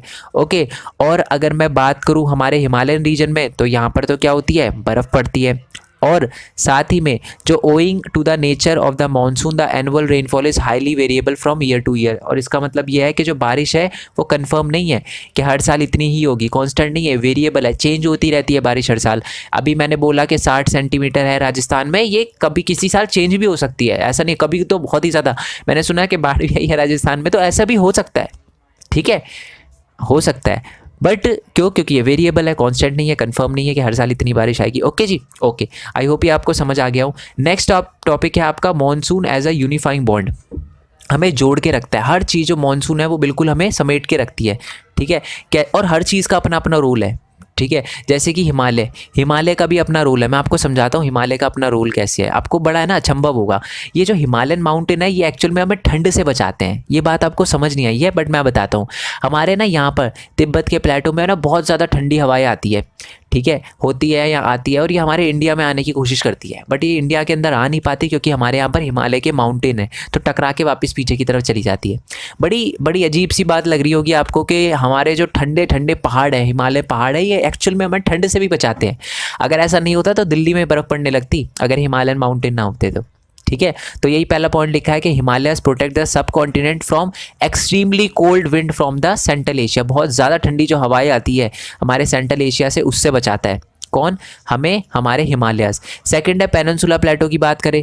पेनिनसुला प्लेटो क्योंकि ये सी के पास का है, 3 साइड से पानी से घिरा हुआ है, यहाँ पर मॉडरेट टेम्परेचर रहता है, ठीक है, बट ये भी कहीं ना कहीं हमारे वेदर कंडीशन को अफेक्ट करता है। ओके, ये डिट्टो क्वेश्चन आएगा 5 नंबर का है, बिल्कुल रट लेना है, ये समझ लो आप। ओके, बस ये थोड़ा सा मॉनसून के बारे में और हमारे अलग अलग जो भी फीचर्स हैं, ठीक है, या फिजिकल फीचर है, वो कैसे इंडिया को प्रोटेक्ट कर रहे हैं और कैसे उनका हमारे वेदर कंडीशन पे, सीजन पे, क्लाइमेट पे कैसे अफेक्ट पड़ता है, वो बता रखा है monsoon as a unifying bond में, ठीक है जी। नेक्स्ट पॉइंट है the unifying influence the monsoon of the Indian subcontinent is a quite precipitable, यानी थोड़ी बारिश भी होती है, आपको पता है, मतलब इन्फ्लुएंस होता है मॉनसून की वजह से हमारे पूरे सब कॉन्टिनेंट पे बारिश होती है। The season alteration of the wind system is associated with the weather condition provide a rhythmic cycle of season. इसका मतलब है कि द रिदमिक साइकिल, स्टार्टिंग में ठंड, फिर गर्मी, फिर बरसात, फिर ठंड, मतलब ये रिदमिक साइकिल, ये कॉन्टिन्यूटी बन रही है। तो ये सीज़न में ऑल्ट्रेशन और विंड कंडीशन में जो ऑल्ट्रेशन होती है वो एक रिदमिक साइकिल आ रही है हमारे सीज़न के अंदर, ठीक है। The Indian landscape, animal, plant, entire agriculture जो होता है वो पूरा का पूरा हमारे फेस्टिवल तक वो इसी फेनोमेना के आगे पीछे घूमते हैं, ठीक है। पहली बैसाखी का जो मौसम है वो भी फसल कटाई का होता है। बहुत सारे हमारे फेस्टिवल होते हैं जो फसल की कटाई से रिलेटेड होते हैं, ठीक है। तो इसीलिए पूरा का पूरा सिर्फ हमारे फेस्टिवल नहीं, एनिमल, प्लांट और भी बहुत सारी चीज़ें जो होती है वो हमारा जो एग्रीकल्चर पूरा कैलेंडर होता है वो बारिश पे डिपेंड होता है, ठीक है, या मैं कहूँ मॉनसून पे डिपेंड होता है। तो एक तरह से इंडिया की पहचान भी है हमारा मॉनसून, ठीक है। These monsoon wind bind the whole country by providing water, agriculture activity को वाटर वगैरह भी प्रोवाइड करता है, और ये जितना भी वाटर जाता है वैलीज़ में वो एक सिंगल वैलीज़ में यानी सिंगल एक रिवर में इकट्ठा हो जाता है। तो यही बता रखा है। आई होप ये वाला टॉपिक भी आपको समझ आ चुका हो, ठीक है। अब आपको लग रहा होगा कि सर ये तो एंड टॉपिक है, चैप्टर खत्म। नहीं दोस्त, मैंने आपसे बोला था कि मैं ना कुछ ऐसे टॉपिक है जो बीच में छुड़वा रहा हूँ और वो आगे मैं कंटिन्यू करवाऊंगा, जो कि बहुत ज़्यादा इंपॉर्टेंट है, ठीक है। अब 2 टॉपिक रह गए आपके। पहले तो फैक्टर अफेक्टिंग इंडियाज़ क्लाइमेट, ठीक है, दूसरा एक मैकेनिज्म ऑफ मॉनसून है, उसको भी हम पढ़ेंगे। आई होप ये वाला आपको समझ आ चुका हूँ, ठीक है। Monsoon as a unifying bond के हिमालय जो है हमें एक्सट्रीम ठंड से बचाते हैं। पेनिनसुलर रीजन तीनों साइड से पानी से घिरा हुआ है, बट यहाँ का टेम्परेचर मॉडरेट रहता है। हमारा जो ये मॉनसून है ये इंडियन सब कॉन्टिनेंट को अफेक्ट करता है, यहाँ पर बारिश होती है। साथ ही में ये जो साइक्लोनिक ऑल्टरेशन आ रहा है, ठीक है, विंड सिस्टम में चेंज आता है, ये एक रिदमिक साइकिल ऑफ सीज़न बना रहा है। जनवरी फरवरी के टाइम में आपको पता है ठंड होती है, विंटर सीज़न होता है, फिर गर्मी हो जाती है, फिर रेनी, तो ये रिदमिक साइकिल बनाता है। साथ ही में हमारी animal, plant, landscape, agriculture calendar पूरा का पूरा इस मॉनसून पे ही डिपेंड है, ठीक है। और जो ये मॉनसून है पूरे इंडिया को बांध के रखता है क्योंकि एग्रीकल्चर एक्टिविटी जो है वो उनको वाटर प्रोवाइड करता है। ओके, नेक्स्ट जो आपका टॉपिक है, जो मैंने बोला था मैं बीच में छुड़वा दूंगा, मैंने छुड़वा दिया था और अब कंप्लीट करवा रहा हूँ, that is factor affecting India's climate. ये मैं आपको पहले ही बता चुका हूँ, अभी थोड़ी देर पहले ही बताया था मैंने आपको, ठीक है। ये वाला नहीं, दूसरा पॉइंट बताया था, चलो ये वाला बताया था, पहले इसको ही देख लेते हैं। एक्चुअल में ये फर्स्ट पॉइंट ही समझ लेते हैं इसको, चलो। फैक्टर अफेक्टिंग इंडियाज़ क्लाइमेट, तो पहला है एल्टीट्यूड। अभी एल्टीट्यूड का मतलब क्या होता है? एल्टीट्यूड का मतलब होता है ऊंचाई। ऊंचाई की वजह से इंडिया का क्लाइमेट अफेक्ट होता है। अब ये कैसे, ऊंचाई की वजह से इंडिया का कैसे क्लाइमेट अफेक्ट होता है? देखो, India has a mountain to the north which has an average height of 6000 metre, ठीक है। The Himalayas prevent the cold wind from the central Asia from entering the subcontinent. It is because of these mountain this subcontinent experience comparatively milder wind as compared to Central Asia. पहला point ये लिखा हुआ है कि India के climate को ऊंचाई यानी एल्टीट्यूड कैसे अफेक्ट कर सकता है, क्योंकि इंडिया के अंदर जो हिमालयन माउंटेन है वो हमें एक्सट्रीम ठंड, ये जो हमारे सेंट्रल एशिया से एक्सट्रीम ठंडी हवाएं आती है ना, उससे बचाता है, जिसकी वजह से हमारा जो नदन पार्ट है उस पर इतनी ज़्यादा ठंडी नहीं रहती जितनी हमारे यहाँ सेंट्रल एशिया में रहती है। तो हम कह सकते हैं कि हमारा जो एल्टीट्यूड है वो हमारे इंडिया के क्लाइमेट को अफेक्ट करता है बिल्कुल करता है, ये हमें समझ आ गया। नेक्स्ट पॉइंट है लैटिट्यूड, इसको मैं सेकंड कर देता हूँ। नेक्स्ट पॉइंट है लैटिट्यूड। लैटिट्यूड भी इंडिया के क्लाइमेट को अफेक्ट करता है। कैसे? देखो बड़ा सिंपल है। आपको पता है कि the Tropic of Cancer passes through the middle of the country, ये ट्रॉपिक ऑफ कैंसर है ना, बिल्कुल बीचों बीच से जाती है। कौन कौन से स्टेट से जाती है? अगर थोड़ा बहुत आपको याद है, चैप्टर नंबर 1 में करा हो आपने, तो नीचे मेरे को बताना। मैंने ट्रिक भी बताई थी इसकी, चैप्टर नंबर 1 में आपको ट्रिक बताई थी क्या कैसे आप याद रख सकते हो कि कौन कौन सी स्टेट जो है वो ट्रॉपिक ऑफ कैंसर से पास होती है। ठीक, बड़ी मज़ेदार ट्रिक थी, तो आप मेरे को कमेंट बॉक्स में बताना उन स्टेट्स के नाम क्या है।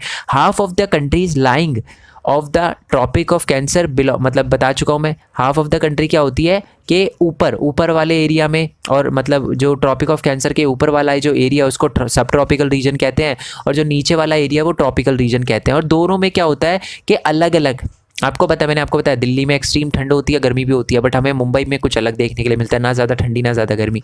तो हम कह सकते हैं कि जो हमारी ट्रॉपिक ऑफ कैंसर है, जो इंडिया को 2 पार्ट में बांट देती है, सब ट्रॉपिकल रीजन और ट्रॉपिकल रीजन, इसकी वजह से हमारा इंडिया का क्लाइमेट भी अफेक्ट होता है। ठीक है, जैसे कि मैंने आपको बताया था कि दिल्ली में एक्सट्रीम वो नहीं होता, ना ज़्यादा ठंड, बहुत ज़्यादा ठंडी होती है, बहुत ज़्यादा गर्मी, बट हमारे कोस्टल रीजन में हमें कुछ अलग देखने के लिए मिलता है, ना ज़्यादा ठंडी ना ज़्यादा गर्मी। ठीक है, तो इसीलिए हम कह सकते हैं कि लैटिट्यूड का मतलब, लैटिट्यूड आई होप आपको याद हो, लैटिट्यूड का मतलब होता है लेटी हुई लाइन को लैटिट्यूड कहते हैं। तो ट्रॉपिक ऑफ कैंसर लेटी हुई है ना, तो इसलिए इस टॉपिक का नाम लैटिट्यूड है। ठीक है, तो लैटिट्यूड भी हमारे इंडिया के क्लाइमेट को अफेक्ट करता है, क्योंकि ट्रॉपिक ऑफ कैंसर एक लैटिट्यूड है जो कि इंडिया को 2 पार्ट में बांटता है, ट्रॉपिकल रीजन और सब ट्रॉपिकल रीजन। ये ट्रॉपिकल है और ये सब ट्रॉपिकल है, और हमारा जो क्लाइमेट है इन दोनों रीजन में अलग अलग रहता है। ठीक है, एक तीसरा फैक्टर और है जो इंडिया के क्लाइमेट को अफेक्ट करता है, जो थोड़ा सा बड़ा है, वो क्या है? Pressure and wind. 3 चीज़ें, प्रेशर एंड विंड, ठीक है, और प्रेशर और सरफेस विंड हो गया, अपर एयर सर्कुलेशन हो गया, western cyclonic disturbance and tropical cyclonic या साइक्लोन जिसे कह सकते हैं। पहली बात तो ये प्रेशर एंड विंड हमारे इंडिया के क्लाइमेट को अफेक्ट करती है। अब देखो सिंपल सीधी बात है, ये प्रेशर एंड विंड कंडीशन में क्या दे रखा है आपको पता है? ठंड के टाइम में इंडिया के पार्ट में क्या बन जाता है? हाई प्रेशर बन जाता है, और इंडिया के जो पानी वाला रीजन है उसमें क्या बन जाता है? लो प्रेशर बन जाता है। तो जो हवाएं हैं वो हमारे इंडिया के पार्ट से नीचे की तरफ जाने लग जाती है ना। और गर्मियों में उल्टा होता है, गर्मियों में हमारे इंडिया में क्या बन जाता है? लो प्रेशर बन जाता है, और पानी वाले एरिया में हाई प्रेशर, और जो पानी वाला एरिया है उसमें से बादल उठकर हमारे इंडिया के अंदर आते हैं, जिसकी वजह से इंडिया के अंदर बारिश होती है, और हम कह सकते हैं कि ये चीज़ इंडिया के क्लाइमेट को अफेक्ट करती है। तो बिल्कुल जी, जो प्रेशर है, लो प्रेशर और हाई प्रेशर, और ये जो हवाएं हैं जो डायरेक्शन चेंज कर रही है, हमारे इंडिया के क्लाइमेट को अफेक्ट करती है। दूसरी बात है अपर एयर सर्कुलेशन। अपर एयर सर्कुलेशन का मतलब है ऐसी हवाएं जो बहुत ऊपर है, जो ट्रोपोस्फेयर में है, जिसको हम कहते हैं जेट स्ट्रीम, वो भी हमारे क्लाइमेट को, इंडिया के क्लाइमेट को अफेक्ट करती है। कैसे करती है ये आपको नीचे लिखा हुआ है। आपको पता है कि जेट स्ट्रीम की वजह से ही हमारे इंडिया के अंदर ठंड में भी बारिश आती है। याद होगा आपको, अगर आप चाहते हो तो मैं आपको लेकर चला जाता हूँ उस टॉपिक पर। ये इंडिया है, ठंड के टाइम पे इंडिया पे बनता है हाई प्रेशर और पानी पे बनता है लो प्रेशर, बट फिर भी यहाँ की हवा यहाँ पर आती है वेस्ट जेट स्ट्रीम की वजह से। ठीक है, ये देखो वेस्टर्ली जेट स्ट्रीम की वजह से आती है ये। ठीक है, आई होप आपको समझ आ गया। ये डेफिनेशन यहाँ से कर सकते हो, फर्स्ट पार्ट में दे रखी है। ठीक है, पूरी प्रॉपर डेफिनेशन, वैसे इसमें भी लिख रखी है मैंने, ये पूरी प्रॉपर डेफिनेशन है। और ये वेस्टर्न साइक्लोनिक डिस्टर्बेंस में वही बता रखा है। ठीक है, कि ये जो हमारा मेडिटेरेनियन सी था, वहाँ से क्या होती है, बादल उठते हैं, ठीक है, ठंड के टाइम में, और हमारे इंडिया की तरफ मूव करना स्टार्ट कर देते हैं। तो वही लिखा हुआ है कि हमारा जो नॉर्थ वेस्ट वाला एरिया है, ठीक है, हमारे इंडिया ये रहा, यहाँ मेडिटेरेनियन सी है, यही समझ लो अभी। तो यहाँ पर हमारे नॉर्थ वेस्ट यानी ये वाले एरिया में क्या है कि बहुत सारे बादल उठ के इंडिया की तरफ मूव करते हैं साइक्लोनिक डिस्टर्बेंस की वजह से। तो यहाँ पर जो डिस्टर्बेंस आती है साइक्लोनिक डिस्टर्बेंस, जेट स्ट्रीम की वजह से कह सकते हो आप। तो उसकी वजह से इंडिया की तरफ मूव करना स्टार्ट हो जाती है ये हवाएं, जिसकी वजह से इंडिया के नॉर्थ पार्ट में बारिश होती है इन हवाओं की वजह से। ठीक है जी। आई होप ये वाला पार्ट आपको बहुत अच्छे से समझ आ गया हो। अगर कोई भी दिक्कत किसी वर्ड में, किसी पॉइंट में, किसी लाइन में, तो मेरे को कमेंट बॉक्स में ज़रूर बताना। और बाकी बच्चों से भी रिक्वेस्ट है, अगर किसी बच्चे का आप क्वेश्चन देखते हो जिसने कमेंट बॉक्स में पूछा हुआ है, जिसका रिप्लाई मैंने अभी तक नहीं करा और आपको आंसर पता हो, तो आप ज़रूर बताओ, ठीक है। हेल्प उनकी ज़रूर करना, क्योंकि मेरे को बहुत सारे कमेंट आते हैं, तो अगर मेरे से मिस हो जाए तो बच्चों से भी रिक्वेस्ट है कि एक दूसरे की हेल्प करना। बाकी मैं इसके नोट्स का लिंक नीचे डिस्क्रिप्शन में दे दूंगा, ठीक है, जीपी लिंक में दूंगा। और सबसे मेन इंपॉर्टेंट बात, इसका एक और पार्ट अभी रहता है, ठीक है। लास्ट वाला पार्ट है, 5 नंबर का क्वेश्चन, उसमें बहुत इंपॉर्टेंट है। देखो, आई होप आपको चीज़ें अच्छे से समझ आ रही हो। नेक्स्ट वाले पार्ट में मैं आपको ये बताऊंगा, आपने कभी सोचा है कि ठंड आती ही क्यों है हमारे दिसंबर में और नवंबर वाले टाइम में, और गर्मियां ही मार्च और मई वाले टाइम में क्यों आती है? ये मैं बताने वाला हूं, जो कि बहुत इंपॉर्टेंट है। ITCZ, ये ITCZ वर्ड है ना, आपको बड़ा परेशान करता होगा। अगर आपने चैप्टर पढ़ा है ना, तो अभी तक आप सोच रहे होगे कि सर मुश्किल टॉपिक है इसलिए आपने करवाया नहीं। ऐसी बात नहीं है, वो ईजी टॉपिक है, बट मैं उसको जब करवाऊंगा तब आपको पता चलेगा बहुत ईजी टॉपिक है। बट क्योंकि मैं फिगर वगैरह से बताऊंगा तो मेरे को थोड़ा सा टाइम चाहिए, इसलिए मैंने उसको नेक्स्ट पार्ट में रखा है, ठीक है। और मोस्ट इंपॉर्टेंट बात यार, मैंने एक न्यू चैनल बनाया है, लिंक आपको नीचे डिस्क्रिप्शन और ऊपर आई बटन में दे रखा होगा। उस चैनल को जरूर सब्सक्राइब करना। आपको स्क्रीन पे दिख रहा होगा कि उस पर 1000 सब्सक्राइबर है, बट जब डिस्क्रिप्शन में आप जाकर उस पर क्लिक करोगे ना, तब आप देखोगे कि उस पर 1800 से ज़्यादा सब्सक्राइबर है, जबकि मैंने वहाँ पर अभी तक कुछ अपलोड भी नहीं किया है, एक भी वीडियो वहाँ पर अपलोड नहीं करी है। तो ऐसा क्यों है कि बच्चे उस चैनल को सब्सक्राइब कर रहे हैं जबकि वीडियो भी नहीं डाली मैंने? क्योंकि वहाँ पर मैं अपनी यूट्यूब जर्नी के बारे में बताने वाला हूँ। मैं ये बताने वाला हूँ कि मैंने यूट्यूब से कैसे अर्न किया और आप यूट्यूब से कैसे अर्न कर सकते हो। मोस्ट इंपॉर्टेंट बात मैं वही बताने वाला हूँ आपको, ठीक है। क्योंकि स्टूडेंट की लाइफ में भी पैसे से रिलेटेड प्रॉब्लम आती है, तो वो ना आए, उसी के लिए मैंने वो चैनल बनाया है। तो उस चैनल को सब्सक्राइब ज़रूर कर देना, ठीक है। साथ ही में बेल आइकन दबा देना। और मैं वहाँ पर सिर्फ YouTube नहीं, और भी अलग अलग प्लेटफॉर्म के बारे में बताऊंगा। तो जब आप सब्सक्राइब करते हो तो बेल आइकन ज़रूर दबाना, ठीक है। ये बहुत इंपॉर्टेंट है, क्योंकि बच्चे सब्सक्राइब तो कर देते हैं, फिर बेल आइकन नहीं दबाते। इस चैनल की भी बता रहा हूँ मैं, फिर बोलते हैं कि सर जी हमें बहुत बाद में नोटिफिकेशन मिलता है। अब आप खुद सोचो, अगर आपने उस चैनल को सब्सक्राइब कर दिया बट नोटिफिकेशन बेल नहीं दबाई, और मैंने वीडियो अपलोड करी, क्योंकि मैं पहली वीडियो में धमाका मचाने वाला हूँ, ठीक है। तो मैंने कुछ ऐसे प्लेटफॉर्म के बारे में बताया जो बहुत ज़्यादा नया है। आपने वीडियो देखी 10,000 व्यूज़ के बाद, तो 10,000 में से अगर 1,000 बच्चे भी उस प्लेटफॉर्म पे चले गए, तो आपके लिए तो कंपटीशन बन गया ना। तो उस कंपटीशन से बचने के लिए आप उन 1000 बच्चों में से बनो जिन्होंने सबसे पहले वीडियो देख के उस प्लेटफॉर्म पे स्टार्ट कर दिया हो अपना काम वगैरह, ठीक है जी। सो चैनल को सब्सक्राइब करना मत भूलना इसको, और उसको भी अगर वीडियो डाल दियो तो देखना ज़रूर। अगर आपका पेपर का टाइम चल रहा है तो अभी मत देखना, ठीक है। अभी आप स्किप करना, छुट्टियों में देखना, वो ज़्यादा इंपॉर्टेंट है। अभी एग्ज़ाम ज़्यादा इंपॉर्टेंट है, ठीक है। बाकी आप चाहो तो मेरे को इंस्टाग्राम, फेसबुक वगैरह पे फॉलो कर सकते हो। जीपी लिंक का लिंक नीचे डिस्क्रिप्शन में दे रखा होगा, मैं आपको बता ही चुका हूँ। साथ में टेलीग्राम चैनल भी है, क्लास 9 का डाउट वगैरह आप पूछ सकते हो। बहुत सारी चीज़ें मैं बताता रहता हूँ वहाँ पर, और बहुत सारे बच्चों को चैप्टर ढूंढने में दिक्कत आती है, तो मैं वहाँ पर डायरेक्टली प्लेलिस्ट का लिंक नीचे अपलोड कर देता हूँ, ठीक है जी। सो नेक्स्ट वीडियो के लिए स्टे ट्यून, तब तक के लिए thank you so much. Next part के लिए स्टे ट्यून। जय हिंद, जय भारत, वंदे मातरम, and thanks for your support. Hello दोस्तों, welcome to main point study. So आज हम करने वाले हैं चैप्टर 4 क्लास 9 का ज्योग्राफी का, जिसका नाम है क्लाइमेट, और हम करने वाले हैं उसका part 3। First and second part मैं पहले अपलोड कर चुका हूँ, लिंक आपको नीचे डिस्क्रिप्शन में मिल जाएगा, पहले वो जाकर देखना, तभी आपको चैप्टर अच्छे से क्लियर होगा। क्योंकि मैंने मोस्ट ईजीएस्ट लैंग्वेज में ये चैप्टर एक्सप्लेन किया है, ठीक है, बहुत ही ज़्यादा ईजी लैंग्वेज में। तो अगर आपने फर्स्ट एंड सेकंड पार्ट नहीं देखा होगा तो थर्ड पार्ट समझने में आपको बहुत ज़्यादा दिक्कत आएगी, ठीक है। फर्स्ट एंड सेकंड पार्ट में ही मैक्सिमम चीज़ें, 90% जो चैप्टर है मैं फर्स्ट एंड सेकंड पार्ट में क्लियर करवा चुका हूँ, ओके जी। अब ध्यान से मेरी बात सुनना, ये सिर्फ हमारे क्लाइमेट चैप्टर का आखिरी पार्ट नहीं है। मैं आपको बता दूं, ये हमारी पूरी ज्योग्राफी का लास्ट पार्ट है। एक ही चैप्टर रह रहा था क्लाइमेट, वो भी मैं ख़त्म करवा दूंगा आज, और आपके ज्योग्राफी का सिलेबस ख़त्म हो जाएगा, ठीक है। एक एक चैप्टर में अपलोड कर चुका हूँ, लिंक आपको नीचे डिस्क्रिप्शन में मिल जाएगा। साथ ही में मैं हिस्ट्री का भी, इकोनॉमिक्स का भी, सिविक्स का भी सिलेबस खत्म करवा चुका हूँ, उनका भी लिंक्स, एक एक चैप्टर का लिंक आपको नीचे डिस्क्रिप्शन में मिल जाएगा। प्लेलिस्ट का लिंक दे रखा होगा, प्लेलिस्ट पे क्लिक करोगे सारे चैप्टर आपके सामने आ जाएंगे, ओके जी।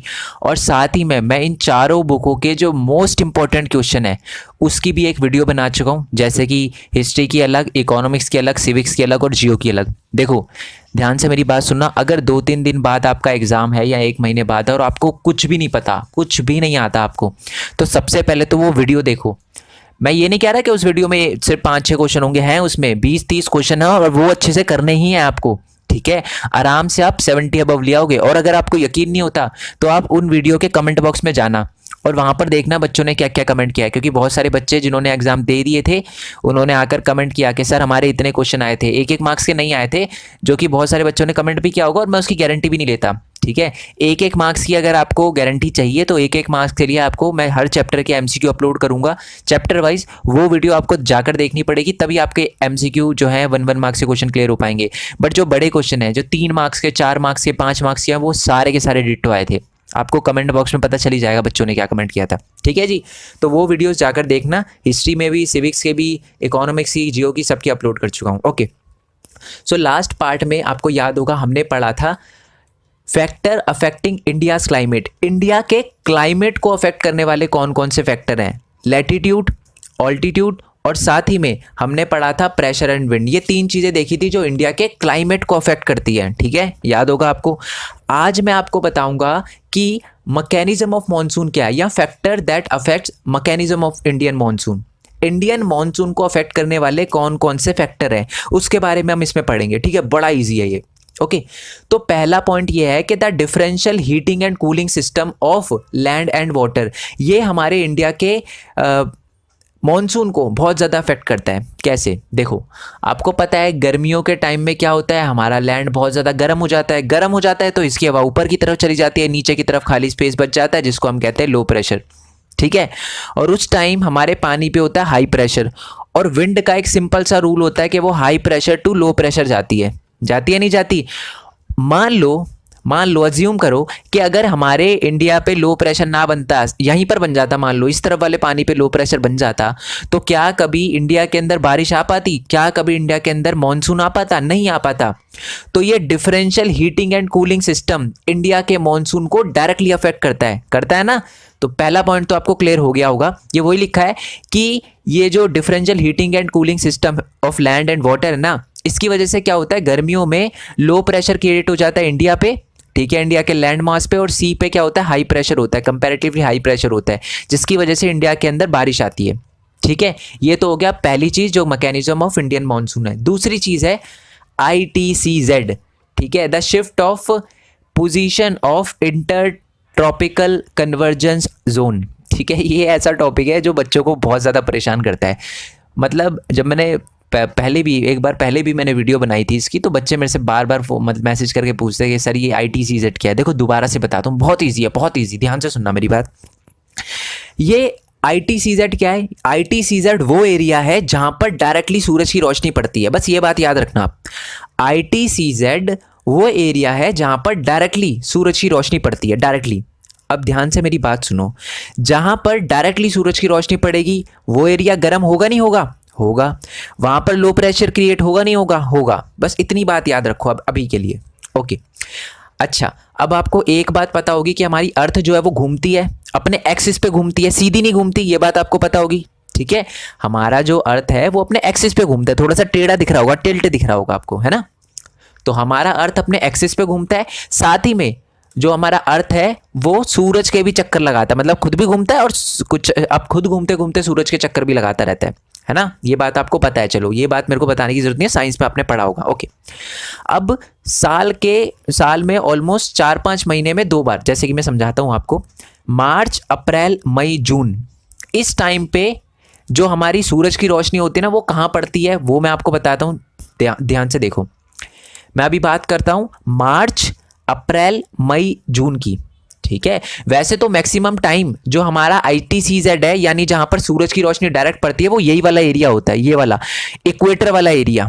बट 2 टाइम पर, ठीक है, मतलब अप्रैल, मई, जून, जुलाई वाले महीनों में हमारी जो सूरज की रोशनी, आप खुद देखो समर के टाइम में, यानी मार्च, अप्रैल, मई, जून वाले टाइम में सूरज की रोशनी कहाँ पड़ रही है? डायरेक्ट कहाँ पड़ रही है?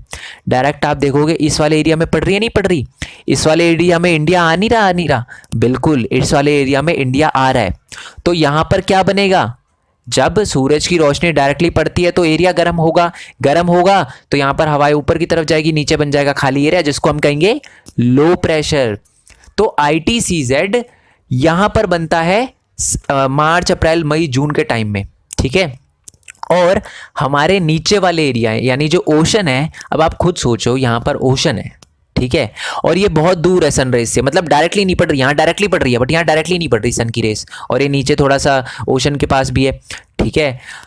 तो यहाँ पर क्या होगा, मतलब ये साउथ पोल के पास है, तो यहाँ पर क्या होगा, ठंड होगा, और जहाँ ठंडा होता है वहाँ हाई प्रेशर, और हमारी विंड का क्या रूल है कि वो high pressure to low pressure जाती है, जाती है नहीं जाती, high pressure to low pressure. तो इसीलिए पहली बात तो अब आपको ये समझ आ गया कि गर्मियों में इंडिया में, मतलब मार्च अप्रैल मई जून में इंडिया में गर्मियाँ क्यों पड़ती है, क्योंकि उस टाइम ITCZ इंडिया के अंदर होता है, ठीक है, गंगा प्लेन के पास होता है। और फिर बारिश भी आती है क्योंकि इंडिया के नीचे क्या होता है, हाई प्रेशर होता है, फिर लो प्रेशर। ये समझ आ गया, इसे ही कहते हैं ITCZ। ये तो मैंने चलो आपको बता दिया मार्च अप्रैल मई जून के टाइम का, ठीक है, जब हमारा जो अर्थ है वो यहाँ होता है, ठीक है, यहाँ पर होता है, देखो यहाँ पर डायरेक्टली सन की रेस पड़ रही है, ठीक है।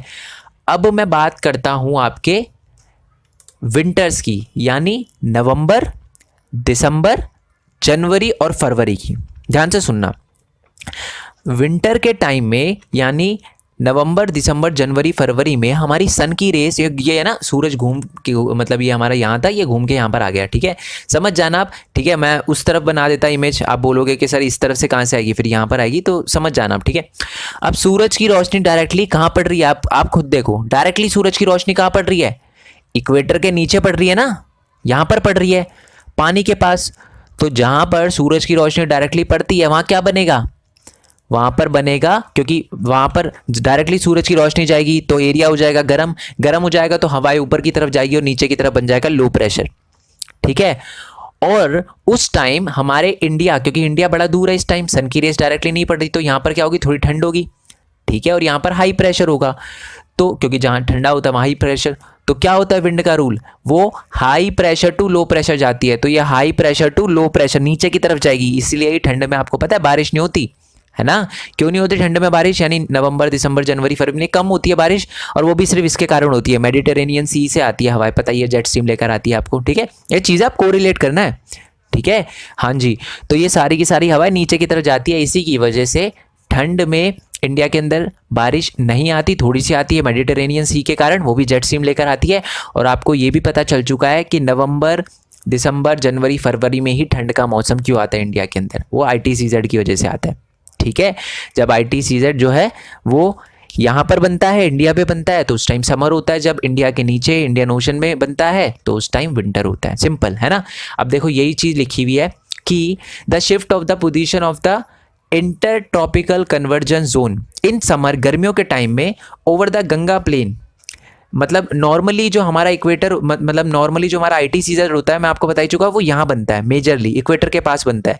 बट गर्मियों के टाइम में क्या होता है कि हमारा जो ITCZ है वो थोड़ा सा उसकी पोजीशन चेंज हो जाती है, इक्वेटर से वो थोड़ा सा हट जाता है, इक्वेटर से हट के इंडिया की तरफ आ जाता है, जिसकी वजह से इंडिया के अंदर मॉनसून आता है, गर्मी पड़ती है, लो प्रेशर बनता है, फिर नीचे से हवाएं आती है और इंडिया के अंदर बारिश होती है। ये डेफिनेशन लिखी है, बात वही है, ठीक है, मैं कोई दिक्कत नहीं, फिर भी आपके लिए रीड कर देता हूँ। The intertropical convergence zone ITCZ is broad trough of the low pressure in the equatorial latitude, मतलब इक्वेटर, ज़्यादातर मैक्सिमम मैंने आपको बताया था इक्वेटर के पास रहता है ये हमारा ITCZ, क्योंकि डायरेक्टली सूरज की रोशनी पहले तो इक्वेटर पर ही पड़ती है, ठीक है। कुछ ही महीनों की बात, मैं 2 महीने, मतलब 2 टाइम की बात बता रहा हूँ, एक तो आपको बता रहा हूँ मार्च अप्रैल मई जून की बात, ठीक है, और जनवरी फरवरी मार्च। उसके अलावा ज़्यादातर जो हमारी ये जो ITCZ उड़ती है वो इक्वेटर के पास ही रहती है, बट 2 टाइम, एक तो मार्च अप्रैल मई जून और एक नवंबर दिसंबर जनवरी फरवरी में वो चेंज हो जाती है। गर्मियों के टाइम में जो हमारा ITCZ है वो इंडिया पे बनता है, जिसकी वजह से इंडिया के अंदर गर्मी पड़ती है, लो प्रेशर बनता है, और फिर नीचे से जो हाई प्रेशर की हवाएं है वो अपने साथ पानी लेकर आती है और इंडिया के अंदर बारिश होती है, सिंपल। आई होप ये आपको क्लियर हो गया हो, कोई दिक्कत ना हुई हो, ठीक है। आई होप ये आपको अच्छे से समझ आ गया हो कि इंडिया के अंदर ये जो मार्च अप्रैल मई जून वाला एरिया टाइम है, उसी टाइम में गर्मी क्यों पड़ती है, क्योंकि उस टाइम हमारा डायरेक्ट ITCZ जो है वो इंडिया प्लेन, गंगा प्लेन पे बन रहा होता है, इंडिया के अंदर गंगा प्लेन है वहाँ बन रहा होता है। तो अगर कभी भी कोई आपसे ये पूछे, जनरली कोई पूछे कि गर्मियाँ मार्च अप्रैल मई जून में ही क्यों पड़ती है, तो उसे बताना कि उस टाइम हमारा जो ITCZ है वो इंडिया के गंगा प्लेन की तरफ बनता है। और कोई बोले जी सर्दियाँ नवंबर दिसंबर में ही क्यों होती है, तो उसे ये बोलना कि उस टाइम ITCZ इंडिया के नीचे बनता है बहुत ज़्यादा, ठीक है। आई होप ये आपको क्लियर हो गया हो।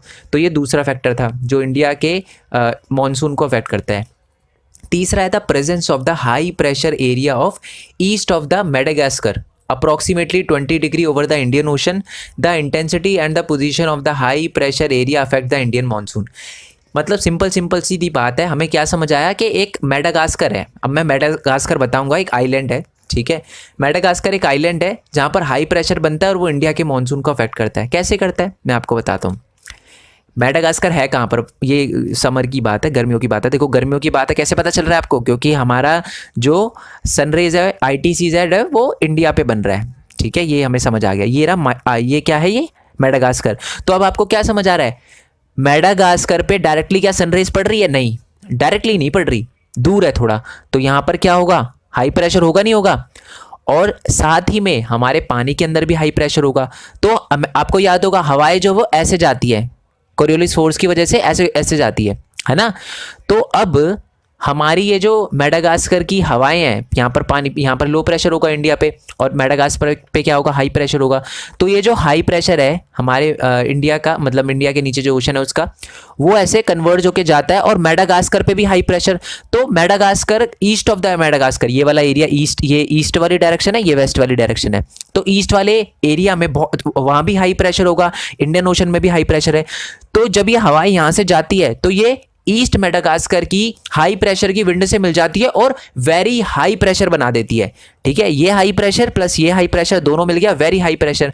वेरी हाई प्रेशर तो यानी ज़्यादा बारिश होगी, ज़्यादा बादल उठेंगे, ज़्यादा बारिश होगी यहाँ पर इंडिया के अंदर लो प्रेशर पे जाते जाते, है ना। समझ आया नहीं आया? ईस्ट वाले मेडागास्कर के एरिया में अपना बनता है हाई प्रेशर, और हमारे नीचे की तरफ भी इंडियन ओशन पे भी बनता है हाई प्रेशर, क्योंकि देखो डायरेक्टली सनरेज तो नहीं पड़ रही यहाँ पर। तो ये हाई प्रेशर और ये हाई प्रेशर, क्योंकि हवाएं ऐसे घूमकर जाती है, तो ये हाई प्रेशर मिल जाएगा और वेरी हाई प्रेशर बना देगा। वेरी हाई प्रेशर बना देगा, इसका मतलब है ज़्यादा से ज़्यादा बादल उठेंगे और इंडिया की तरफ आएंगे, ठीक है। तो ये तीसरा फैक्टर था जो इंडिया के मॉनसून को अफेक्ट करता है। इसकी वजह से इंडिया में ज़्यादा बारिश होगी, है ना, ईस्ट ऑफ द मेडागास्कर की वजह से। ओके जी, नेक्स्ट पॉइंट है तिब्बतन प्लेटो, ठीक है। तिब्बतन प्लेटो की वजह से वहाँ पर है ना बहुत ही ज़्यादा गर्म हो जाता है। गर्मियों के टाइम में जो हमारा तिब्बतन प्लेटो है, मार्च अप्रैल मई जून के टाइम में बहुत ही ज़्यादा गर्म हो जाता है, जिसकी वजह से वहाँ पर वेरी मतलब बहुत ही ज़्यादा लो प्रेशर बन जाता है। हाई तो नहीं बोल सकता, फिर आप कंफ्यूज जाओगे।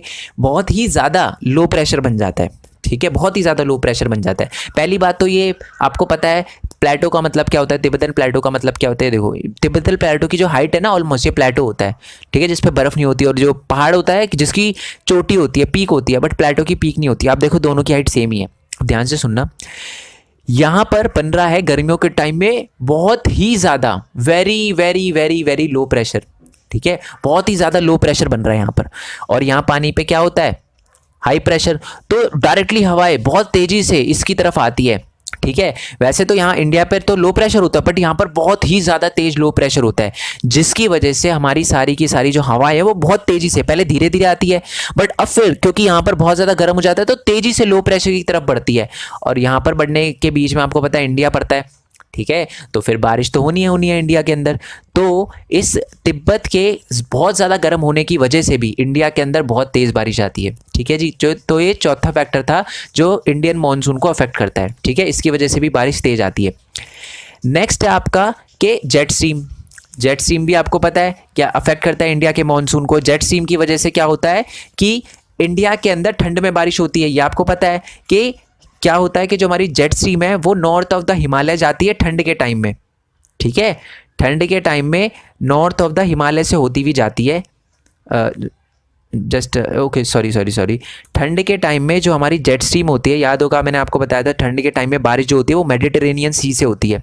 तो मेडिटेरेनियन सी से ये हवाएं आती है, थोड़ा थोड़ा पानी लेकर आती है, इंडिया के अंदर घुसती है। तो जेट स्ट्रीम जो होती है वो ठंड के टाइम में इंडिया के अंदर से जाती है, ठीक है, हिमालय माउंटेन के साउथ से जाती है। इसकी वजह से इंडिया के अंदर हल्की हल्की बारिश होती है। और गर्मियों के टाइम में ये जो जेट स्ट्रीम है ये बिल्कुल इंडिया के ऊपर से होते हुए जाती है, जैसे कि मैं दिखा दूँ, बिल्कुल इंडिया के ऊपर से यहाँ से होते हुए जाती है। अगर आप खुद सोचो, अगर गर्मियों के टाइम में ये जो हमारी जेट स्ट्रीम है ये वैसे ही जाती जैसे ठंड के टाइम में जाती, तो आपको पता है ये जितनी भी हमारी लो प्रेशर की हवा है, आपको पता है गर्मियों में ये हमारी नीचे हाई प्रेशर बनता है और यहाँ इंडिया पे लो प्रेशर बनता है, तो ये हवाएं यहाँ पर आ रही होती है, तो जेट स्ट्रीम उनको उड़ा के ले जाती है और इस तरफ बारिश होती। बट क्योंकि गर्मियों के टाइम में जेट स्ट्रीम इंडिया के ऊपर से जाती है, बहुत ऊपर से जाती है, इसका हमें फ़ायदा होता है और इंडिया में भरपूर बारिश होती है। ठीक है, सर्दियों में बारिश होती है जेट स्ट्रीम की वजह से, और गर्मियों में बारिश अगर जेट स्ट्रीम हमारे इंडिया के अंदर आ जाती गर्मियों में तो बहुत ही ज़्यादा नुकसान होता हमको, क्योंकि इंडिया के अंदर बारिश नहीं हो पाती गर्मियों में अगर जेट स्ट्रीम इंडिया के अंदर से जाती गर्मियों में। बट जेट स्ट्रीम जो है वो गर्मियों में इंडिया के अंदर से नहीं जाती, वो इंडिया के ऊपर से चली जाती है। ठीक है जी, और ये चीज़ इंडिया के क्लाइमेट को अफेक्ट करती है, इंडिया के मॉनसून को अफेक्ट करती है। माई अपॉलॉजी, रियली सॉरी, इंडिया के मॉनसून को अफेक्ट करती है ना। कैसे अफेक्ट करती है? ये जो है हमारी जेट स्ट्रीम वो गर्मियों के टाइम में इंडिया के ऊपर से निकल जाती है तो इतना ज़्यादा कोई फ़र्क नहीं पड़ता, बट सर्दियों के टाइम में इंडिया के नीचे से जाती है, इंडिया के अंदर से जाती है, तो इंडिया में बारिश लेकर आती है। तो हुआ ना इंडियन मॉनसून इफेक्ट। ओके जी, the movement of the westerly jet stream to the north of the Himalaya. पता ही है कि जो वेस्टर्ली जेट स्ट्रीम होती है वो हिमालय के मतलब नीचे से या हिमालय के पास से जाती है। ठीक है, और जो हमारी साउथ वेस्ट विंड होती है, गर्मियों की बात हो रही है, जो वेस्टर्ली जेट स्ट्रीम है, ठीक है, ये जो वेस्ट से आ रही होती है ना जेट स्ट्रीम, उसको वेस्टर्ली जेट स्ट्रीम बोलते हैं। वेस्टर्ली जेट स्ट्रीम जो है वो इंडिया के जो मतलब हिमालय के नॉर्थ से जो आती है, ठीक है, वो गर्मियों के टाइम में इंडिया के ऊपर से निकल जाती है, इंडिया के नॉर्थ से यानी हिमालय के नॉर्थ से निकल जाती है, और जो हमारी ये साउथ वेस्टर्न विंड होती है उसको आने का रास्ता मिल जाता है और इसलिए इंडिया के अंदर बारिश होती है। तो जेट स्ट्रीम भी अफेक्ट करता है। ओके, अब आपका लास्ट टॉपिक कह सकते हो आप एल नीनो, ठीक है, जिसको आप एनसो भी बोलते हो। अब ये क्या चीज़ है, ध्यान से मेरी बात सुनना, ठीक है, कुछ भी नहीं है, बड़ा सिंपल है ये, इसको कॉम्प्लिकेट नहीं करेंगे। और मैंने जानबूझ के ना ये बुक वाला ही लिखा है कि बच्चों को लैंग्वेज भी समझने में दिक्कत आएगी बुक की, तो इसलिए मैंने बुक का ही डायरेक्टली कॉपी करके पेस्ट किया। अब ये है क्या एल नीनो, और जो आपका SO है जिसको सदर्न ऑसिलेशन कहते हैं वो क्या है। देखो, सबसे पहले तो ये पता ही हमारा अर्थ हो गया, ठीक है, ये पता है। ये वाला जो एरिया है आपको पता है, अगर मैं इसको खोलूँगा, मैप में खोलूँगा, तो ये अगर मैं इसको सीधा सीधा रखूँगा तो ये जो ऑस्ट्रेलिया वो यहाँ पर आएगा। जैसे कि इसको जूम कर लेते हैं, जैसे ये रहा पेरू, ये देखो, दोबारा से बता देता हूँ, ये वाला जो एरिया है, ठीक है, वो है ये, ठीक है, और ये जो अपना ऑस्ट्रेलिया है वो इस तरफ आ गया। ठीक है, ध्यान से देखना, अभी कुछ नहीं, अभी कुछ समझाया नहीं है, अभी सिर्फ पिक्चर है। ठीक है, अब देखो नॉर्मली क्या होता है, नॉर्मली हमारे यहाँ पर पेरू के पास, ये पेरू है ना एक जगह है, ठीक है, ये पेरू मैं जानबूझ के बता रहा हूँ आपको, क्योंकि आपको जब मैं एक्सप्लेन करूँगा तो बुक के अंदर एक्सप्लेनेशन में पेरू वर्ड यूज़ किया हुआ है। तो पेरू पे क्या बनता है अपना, ये हाई प्रेशर बनता है मैक्सिमम टाइम हमारे पेरू पे, नॉर्मल कंडीशन में मैं बता रहा हूँ, अपने पेरू पे हाई प्रेशर बनता है, ठीक है, और यहाँ लो प्रेशर बनता है। इक्वेटर के पास है, डायरेक्टली हवा पड़ती है, यहाँ पर गरम गरम सूरज की रोशनी पड़ती है और ये पानी गर्म हो जाता है। और क्योंकि फिर हमारी जो ये जो पानी है, क्योंकि यहाँ से हवाएं होकर जाती है हाई प्रेशर, तो अपने साथ पानी भी लेकर जाती है और ये पानी यहाँ पर हो जाता है गर्म और यहाँ पर बरसात होती है। दोबारा से समझाता हूँ, यहाँ पर क्या होता है, हाई प्रेशर बनता है पेरू के पास मैक्सिमम टाइम, ठीक है, और यहाँ पर बनता है लो प्रेशर, क्योंकि डायरेक्टली इक्वेटर के पास है, सूरज की रोशनी पड़ रही है, थोड़ा इक्वेटर से दूर हो जाता है। ठीक है, अब जो हवाएं हैं हमारी वो high pressure to low pressure जाती है, पता ही आपको, और हवाएं जा रही है अपने साथ, तो अपने साथ ये पानी भी लेकर जाएगी। पानी से मेरे कहने का मतलब है पानी की लहरें लेकर जाएगी, पानी लेकर नहीं जाएगी, पानी की लहरें, ठीक है, पानी की लहरें लेकर जाएगी। तो ये पानी की लहरें यहाँ पर आ गई, तो यहाँ पर बरसात होती है, ये नॉर्मल है। पर अब मैं आपको बताने जा रहा हूँ, ये मतलब थोड़ा सा और समझा देता हूँ। देखो इसी पिक्चर में कि ये भी सेम ही है कि यहाँ पर कोल्ड वाटर होता है, हाई प्रेशर बनेगा, यहाँ थोड़ा सा लो प्रेशर होता है, तो सारी हवा यहाँ पर कन्वर्ज होती है। आपको पता है ना, इक्वेटर के पास मैंने आपको बताया था कोरियोलिस फोर्स के कारण ये दोनों की दोनों हवाएं जो हैं, ये देखो यहाँ से इस तरफ जा रही है, यहाँ से इस तरफ जा रही है, कोरियोलिस फोर्स के कारण, क्योंकि अर्थ घूमती है। ठीक है, ये तो नॉर्मल कंडीशन थी। पर कभी कभी ऐसा हो जाता है कि उल्टा हो जाता है, ठीक है, उल्टा हो जाता है, यहां पर बन जाता है हाई प्रेशर और यहां बन जाता है पेरू की साइड में लो प्रेशर, और इसी रिवर्सल ऑफ प्रेशर कंडीशन को कहते हैं हम सदर्न ऑसिलेशन। जब उल्टा हो जाता है, ठीक है, जब उल्टा हो जाता है, ये हमारे पेरू के साइड में वैसे नॉर्मली हाई प्रेशर रहता है, बट जब यहां पर लो प्रेशर बन जाता है तो इसको कहते हैं हम सदर्न ऑसिलेशन। एल नीनो भी बताऊंगा आपको, बट अब सदर्न ऑसिलेशन की हम डेफिनेशन पे आ जाते हैं। ठीक है, देखो normally when the tropical eastern south Pacific ocean experience high pressure, ये हमारे पेरू के साइड की बात हो रही है, ठीक है। ये अपना पैसिफिक ओशन है, तो पैसिफिक ओशन के ईस्ट साउथ ईस्ट साइड में क्या बन रहा है, high pressure, normally high pressure बनता है। और जो हमारा इंडिया का जो ईस्टर्न पार्ट है, इंडियन ओशन का ईस्ट वाला पार्ट है, अब ये अपना इंडियन ओशन हो गया, तो इंडिया का ईस्ट वाला पार्ट यानी ये वाला पार्ट, यहाँ पर लो प्रेशर बनता है। यहाँ पर लो प्रेशर नॉर्मली, यहाँ पर लो प्रेशर देखो, लो प्रेशर ही बना ना यहाँ पर, और यहाँ पर होता है हाई प्रेशर, ठीक है। तो जो हवाएं हैं वो वैसे मूव करती है, बट कभी कभी 5 साल में एक बार या 2 बार क्या होता है कि रिवर्स हो जाता है प्रेशर कंडीशन। पैसिफिक जो हमारा ईस्टर्न पैसिफिक ओशन है या एरिया है, वहाँ पर बन जाता है लो प्रेशर, ठीक है, और इंडिया पे बन जाता है हाई प्रेशर, और इसी प्रेशर कंडीशन की चेंज को हम कहते हैं सदर्न ऑसिलेशन। आई होप आपको समझ आ रहा हो। देखो मेरी बात दोबारा से ध्यान से सुनना, यहाँ पर मैक्सिमम टाइम नॉर्मली यहाँ पर बनता है लो प्रेशर, ठीक है। इंडिया का जो ये इंडियन ओशन है, पूरा इंडियन ओशन है ना, ये देखो इंडिया है, ये श्रीलंका है, तो ये पूरा इंडियन ओशन, तो इंडियन ओशन के ईस्ट की साइड में, इंडियन ओशन के ईस्ट की साइड में क्या बनता है, लो प्रेशर बनता है नॉर्मली, नॉर्मल कंडीशन में। देखो नॉर्मल कंडीशन में इंडिया के इस साइड लो प्रेशर बनता है। और ये जो हमारा साउथ ईस्ट वाला एरिया, ये भी ईस्ट है, ठीक है, साउथ ईस्ट के यहाँ पर ये जो पैसिफिक ओशन है, यहाँ पर क्या बनता है, हाई प्रेशर, तो high pressure to low pressure जाती है हवा, ठीक है, नॉर्मल कंडीशन में, ठीक है। ये भी नॉर्मल कंडीशन था, बट कभी कभार क्या होता है, ये प्रेशर कंडीशन चेंज हो जाती है, और जो हमारा लो प्रेशर है वो कभी कभी यहाँ पर बन जाता है, और इसी प्रेशर कंडीशन की चेंज को हम कहते हैं सदर्न ऑसिलेशन। अब ये एल नीनो क्या है, ठीक है, एल नीनो क्या है, बड़ा सिंपल है। देखो एक टाइम ऐसा था जब यहाँ पर क्या था, यहाँ पर करंट था, कौन सा करंट था यहाँ पर, कह सकते हो कोल्ड करंट था, हाई प्रेशर था ना यहाँ पर, ये देखो हाई प्रेशर था, इसको कहते हैं कोल्ड करंट, ठीक है। ये देखो यहाँ पर लिखा भी होगा स्ट्रॉन्ग पेरुवियन करंट, और ये हाई सॉरी कह सकते हैं इसको हाई प्रेशर वाला करंट होता है, कोल्ड करंट होता है, ठीक है, ये कोल्ड करंट था। पर इस वाली सिचुएशन में ये गर्म हो गया, और अब इसको वार्म करंट कहेंगे, और इसी वार्म करंट को हम कहते हैं एल नीनो, ठीक है। अब ये समझ तो आ गया हमें ये समझ आ गया कि नॉर्मल कंडीशन पे क्या होता है कि हमारे यहाँ पर बनता है लो प्रेशर, यहाँ बनता है हाई प्रेशर, तो ऐसे जाता है। बट कभी कभी क्या होता है कि यहाँ पर लो प्रेशर बन जाता है, और इसी को हम सदर्न ऑसिलेशन कहते हैं, जो चेंज आता है हाई प्रेशर और लो प्रेशर में, इसी को सदर्न ऑसिलेशन कहते हैं। और यहाँ पर पहले क्या थी, कोल्ड करंट था, तो उसको हम कुछ नहीं कहते थे, बट जब यहाँ पर वार्म करंट हो गया तो इसी को हम एल नीनो कहते हैं। पर इसका इंडिया से क्या लेना देना है, अब ध्यान से देखो, ये हवाएं नीचे की तरफ जा रही है, ये गर्म हवाएं नीचे की तरफ जा रही है। अब आप यहाँ पर आ जाओ, ये गर्म हवाएं नीचे की तरफ गई, ठीक है, गई, फिर ये ना भाव से इस तरफ आ जाती है, ये अभी भी गर्म है, गर्म हवाएं यहाँ पर आ गई है। अब ये मेडागास्कर पर आ गई, ठीक है। अब मेरी बात ध्यान से सुनना, याद है आपको, मैंने अभी मेडागास्कर के बारे में आपको बताया था कि मेडागास्कर में क्या होता है कि मेडागास्कर जो आइलैंड है, मैं दोबारा उस पर लेकर जाता हूँ आपको, ठीक है। ये जो मेडागास्कर आइलैंड है, यहाँ पर हाई प्रेशर बनता है, हाई प्रेशर मतलब ठंडा एरिया, ऑब्वियस ही बात है, जहाँ हाई प्रेशर बनता है ठंडा एरिया होता है।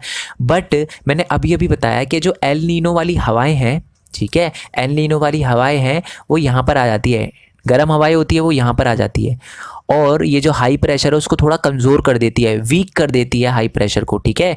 हाई प्रेशर कहाँ बनता है, जहाँ बहुत ज़्यादा ठंड होती है, ठीक है, ठंड होती है। बट क्योंकि हमारी ये जो हवाएं हैं, ठीक है, पेरू की वजह से, ये रिवर्सल चेंज होने की वजह से, विंड प्रेशर रिवर्सल चेंज होने की वजह से हमारी जो हवाएं हैं वो यहाँ पर वार्म हो गई, और वार्म होकर वो यहाँ पर पहुँच गई।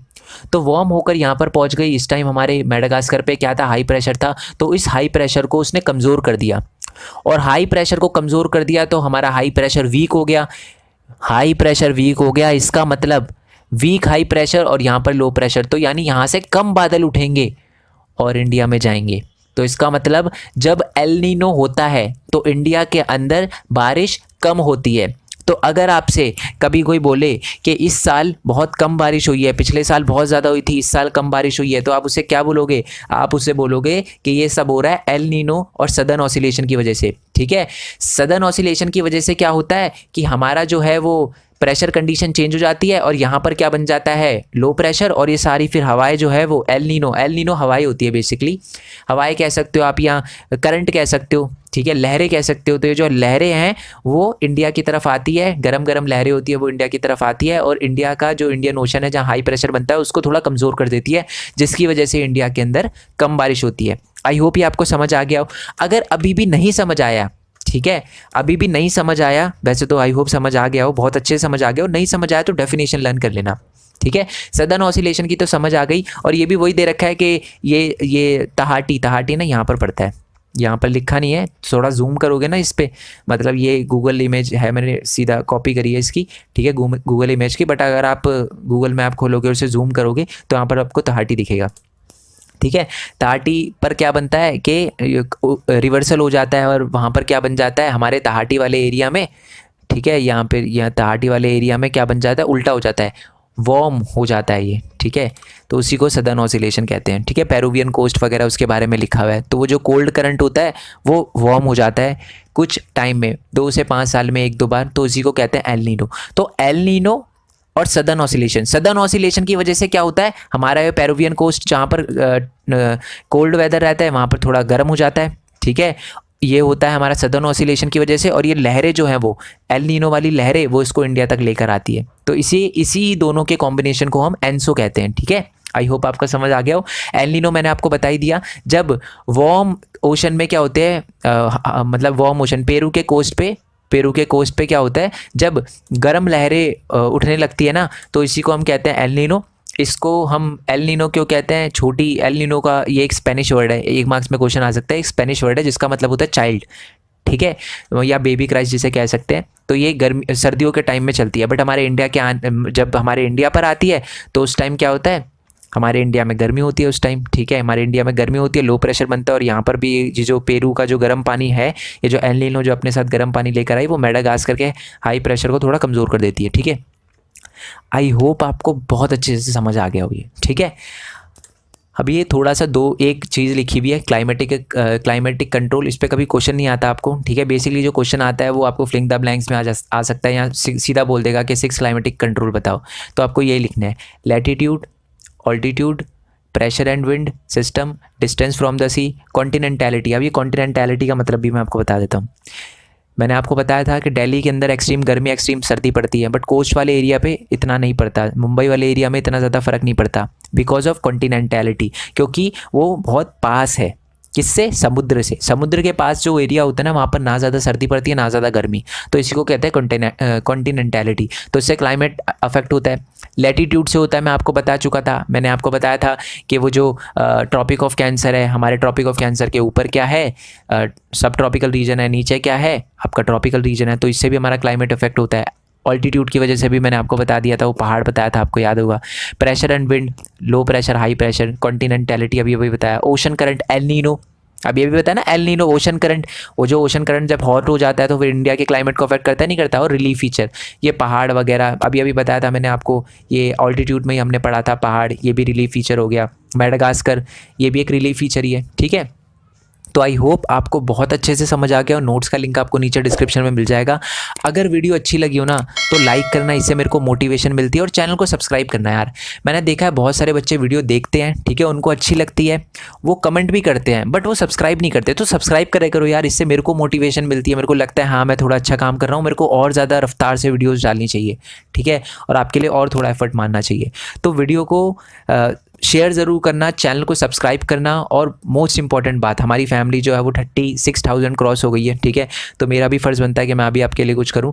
तो मैंने ना एक न्यू चैनल बनाया है। ठीक है, डिस्क्रिप्शन में उसका लिंक आपको मिल जाएगा, और स्क्रीन पे भी दिख रहा होगा कि उस पर ना 1800 से ज़्यादा सब्सक्राइबर है। वैसे तो स्क्रीन पे 1000 दिख रहा होगा, बट आप जब डिस्क्रिप्शन में जो लिंक दे रखा है उस पर जाकर क्लिक करोगे ना, न्यू चैनल खोलोगे, तो उस पर आपको दिखेगा कि 1800 से ज़्यादा सब्सक्राइबर है, जबकि अभी तक मैंने कुछ वहाँ पर अपलोड भी नहीं किया। ऐसा क्यों है, क्योंकि वहाँ पर मैं ये बताने वाला हूँ कि मेरी यूट्यूब जर्नी कैसी रही, और मैं यूट्यूब से कैसे अर्न करता हूँ, और आप यूट्यूब से कैसे अर्न कर सकते हो। मेन इंपॉर्टेंट बात मैं यही बताने वाला हूँ कि आप यूट्यूब से कैसे अर्न कर सकते हो, क्योंकि स्टूडेंट की लाइफ में पैसे से रिलेटेड प्रॉब्लम आती है, तो वो ना आए उसी के लिए मैंने वो चैनल बनाया है।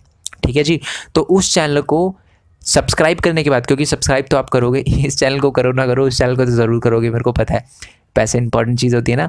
तो पहले तो दोनों ही चैनल को सब्सक्राइब करना, और चैनल को सब्सक्राइब करने के बाद नोटिफिकेशन बेल जरूर दबाना, क्योंकि मैं पहली वीडियो के साथ ही धमाका मचाने वाला हूँ। अभी तक मैंने कुछ अपलोड नहीं किया, बट मैं पहली वीडियो के साथ ही धमाका मचाने वाला हूँ। और मैं आपको क्यों बोल रहा हूँ कि नोटिफिकेशन दबाओ, क्योंकि मान लो आपने नोटिफिकेशन बेल नहीं दबाई, अज्यूम करो, और मैंने वीडियो अपलोड करी, आपके पास 3-4 दिन बाद या 3-4 हफ्तों बाद नोटिफिकेशन आया। नोटिफिकेशन आता है, अगर आप सब्सक्राइब करते हो तो नोटिफिकेशन आता है। नोटिफिकेशन अगर नहीं दबाओगे तब भी नोटिफिकेशन आएगा, बट बहुत बाद में। और जब मान लो आपने वीडियो खोल के देखी, उस टाइम वीडियो पे मान लो 10,000 व्यूज़, और 10,000 व्यूज़ में से इसका मतलब 10,000 बच्चों ने देखा, उसमें से अगर 1,000 बच्चों ने भी उस प्लेटफॉर्म पे ट्राई किया हो, तो कंपटीशन बढ़ेगा नहीं बढ़ेगा? आपको प्रॉब्लम होगी नहीं होगी? तो क्यों ना आप उस 1,000 बच्चों में से बनो, ठीक है? तो उस चैनल को सब्सक्राइब करने के बाद नोटिफिकेशन दबा देना, ठीक है? बाकी आप चाहो तो मेरे को इंस्टाग्राम, फेसबुक वगैरह पे फॉलो कर सकते हो, लिंक नीचे डिस्क्रिप्शन में दे रखा है। और एक और बात, इसके नोट्स का लिंक नीचे डिस्क्रिप्शन में दे रखा होगा, जीपी लिंक में। जीपी लिंक से कैसे नोट्स करने हैं डाउनलोड, उसकी भी वीडियो नीचे डिस्क्रिप्शन में दे रखी होगी, ठीक है? अगर कोई दिक्कत आती है तो आप टेलीग्राम चैनल पे चले जाना, वहाँ पर मैं डायरेक्टली ये PDF अपलोड कर दूँगा, ठीक है जी?